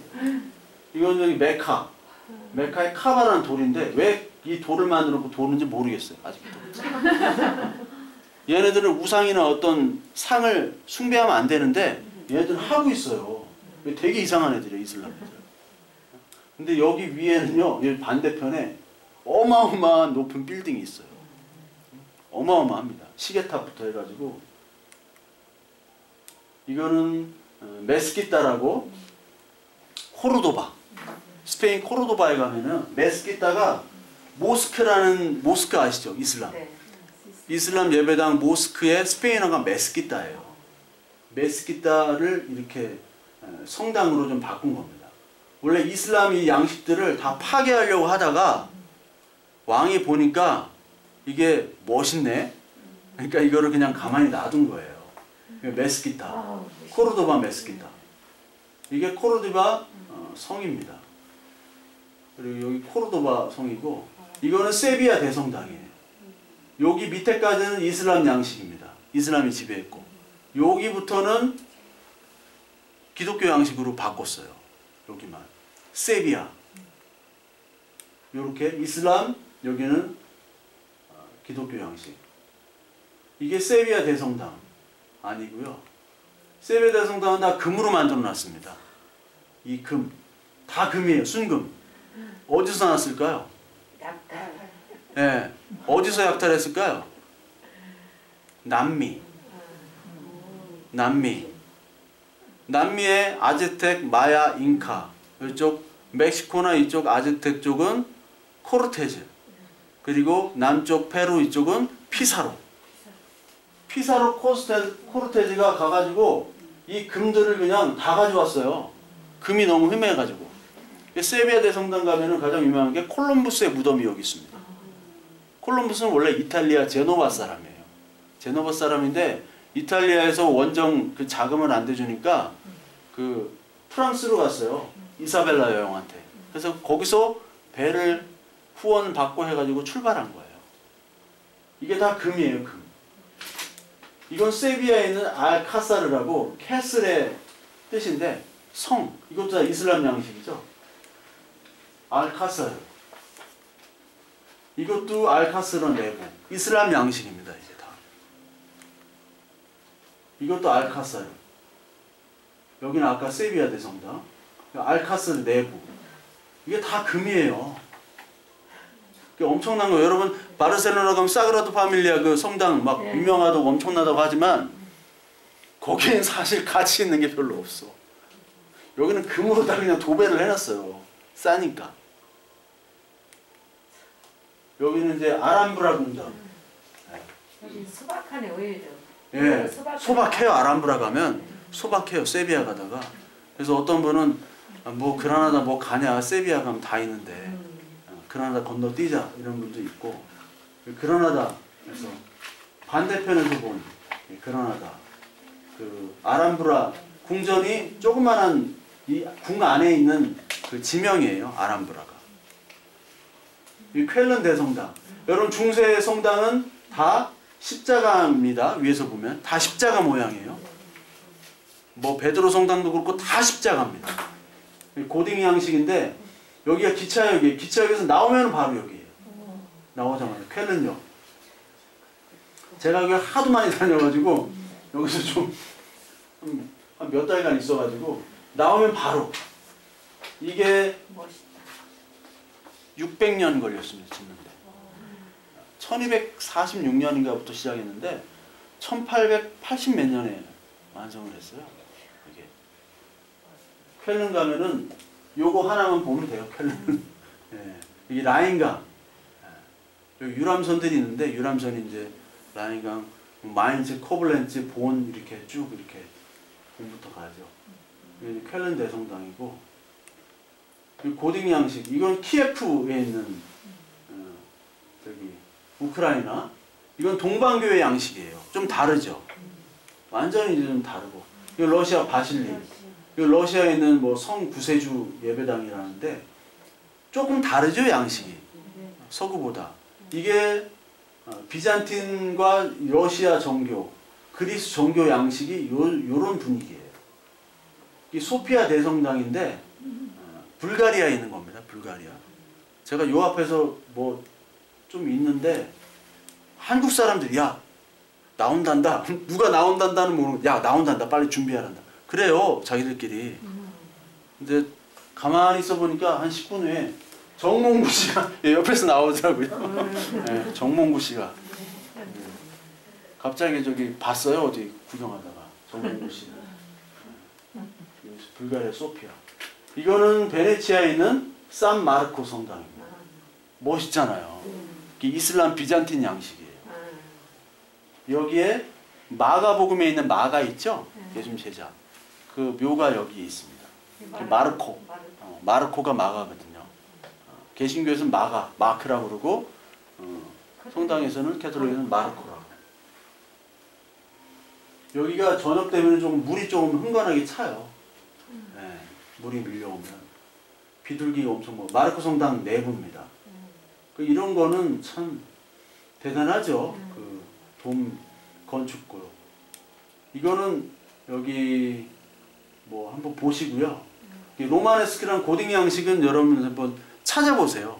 로마네스크에서 고딩 양식으로 가고 또 후기 로마네스크가 있습니다. 후기 로마네스크, 후기 고딕 이렇게 나오는. 그 다음에 바로크 이렇게 나오는데 한번 보시고요. 여기 뭐 피렌체, 피사, 런던탑, 노틀담, 사르트르, 웨스트민스터, 쾰른. 이게 좀 양식이 다르죠. 고딕은 크고 높고, 그러니까 로마네스크는 좀 낮고 어둡고. 런던탑 여기 감옥이었어요. 감옥.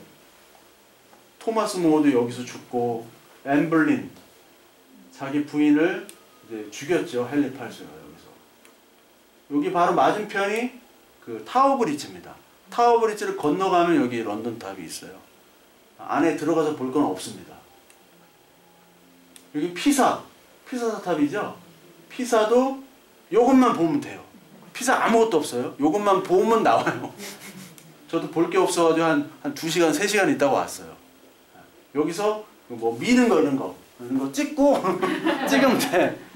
네. 여기 사르트르 대성당, 프랑스에 있는 다 고딩 양식. 이거는 로마네스크 양식. 이게 창들이 굉장히 길고 높고 여기는 창이 별로 없어요. 이거 아까 말한 이븐 시나.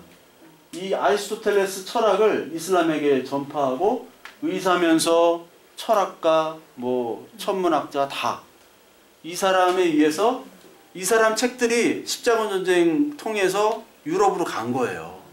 그래서 유럽에서 다시 철학이 생긴 거예요. 철학이. 신학과 더불어. 이븐 시나. 이게 유명한 이븐 시나고, 이븐 시나의 책들, 이게 저기 의학책입니다. 이거는 저기 튀니지 그 집회에도 10디나르의 이븐 시나의 사진이 있어요. 그림이. 그리고 여기 아시죠? 아테네 학당. 아테네 학당에 누가 나오냐면 아베로에스라는 이런 인물이 나옵니다. 아베로에스. 이븐 시나 후에 나온 아베로에스가 아베로에스를 통해서 아리스토텔 철학이 또 들어와요. 예, 얘가 아베로에스 이렇게. 아베로에스가 여기 있습니다. 이 사람은 소크라테스, 플라톤, 아리스토텔레스, 디오게네스. 이 사람 때문에 이 사람이 좋은 게 뭐냐면 헬라어랑 또 라틴어로 그 아리스토텔레스를 번역을 했어요. 이슬람어, 헬라어, 그리고 저기 라틴어. 그래서 이 토마스 아퀴나스가 라틴어를 쓰잖아요. 그러니까 아퀴나스가 이 사람 거를 다 통해서 아리스토텔레스를 배웠고, 아리스토텔레스 철학을 가지고 신학 교리를 만든 사람이 바로 아퀴나스입니다. 이 사람 이름이 뭐라고 그랬죠? 고전 아까 그 사람. 아베로에스.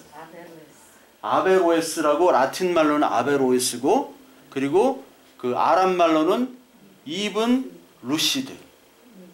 이븐 루시드 아베로에스. 굉장히 유명해요. 모르는 사람은 통 모르는데 아는 사람은, 그러니까 이 토마스 아퀴나스의 스승이 아베로에스입니다.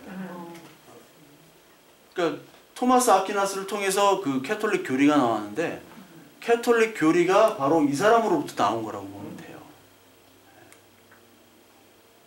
이건 네임 오브 더 로즈, 장미의 이름이죠. 정통 기독교 신학과 아베로이스 주의의 사이의 대결의 영화예요. 이거 영화 되게 재밌어요. 장자카노, 신은 묻는다, 살인자는 누구인가. 이제까지 놀라운 충격과 벅찬 감동을 받은 적이 있는 거야. 이거 모르면 옛날에 한자를 이렇게 써놔가지고, 우리 쇼 코네리 형님, 살인자, 누가 자꾸 이제 죽어나가요. 근데 그 수도원에서 신학 공부를 해야 되는데 뭐를 하냐면 자꾸 아리스토텔레스의 책을 몰래 보는 거예요. 근데 책을 못 보게 그 사람을 막 책장에다 독을 막 이렇게 하기도 하고, 그거를 수사하러 온 이제 신부 역할을 하는 거죠. 누가 과연 죽이느냐. 그러니까 기독교와 철학의 대결을, 이게 움베르토 에코라고, 이 네임 오브 더 일 놈메 델라 로사, 예, 놈브레, 이게 이름이거든요. 움베르토 에코가 이 책을 썼어요. 이 책이 영화화가 된 거고. 그러니까 철학을 말고 신학을 공부해야 되는, 자꾸 철학을 공부하니까 기독교가 오염이 된다. 그거를 막으려고 하는 신부와 그거를 더 심취하는 철학을 공부하려고 하는 신부끼리의 대결이에요. 기독교와 철학과의 대결, 그리고 기독교와 이슬람의 대결, 중세의 모습이죠. 이게 토마스 아퀴나스고, 이건 아우구스티누스. 아우구스티누스는 이쪽에 영향을 받은 게 개신교 쪽이고요. 이쪽에 영향을 받은 게 로마 캐톨릭입니다. 아우구스티누스는 400년대 사람이죠. 그리고 이 토마스 아퀴는 1200년대 사람입니다. 800년 차이가 나요. 둘이. 그래서 아우구스티누스의 고백록이 저기 유명한 책이죠. 그래서 요거는 나중에 좀 설명을 드려야 될 것 같아요. 시간이 좀 걸립니다. 이게. 그래서 이번 시간은 이제 르네상스 다음이고요. 중세가 너무 이제 복잡하고 사건들이 많아가지고 이 1000년을 2시간에 그냥 후딱 하는 게 말도 안 되는 거예요. 근데 하여튼 이렇게 수고하셨고요. 그 다음 주부터는 또 이제 두 번째로 이제 되는 거죠. 그래서 다음 주부터 이제 중세 넘어서 르네상스 시대로 이제 가겠습니다.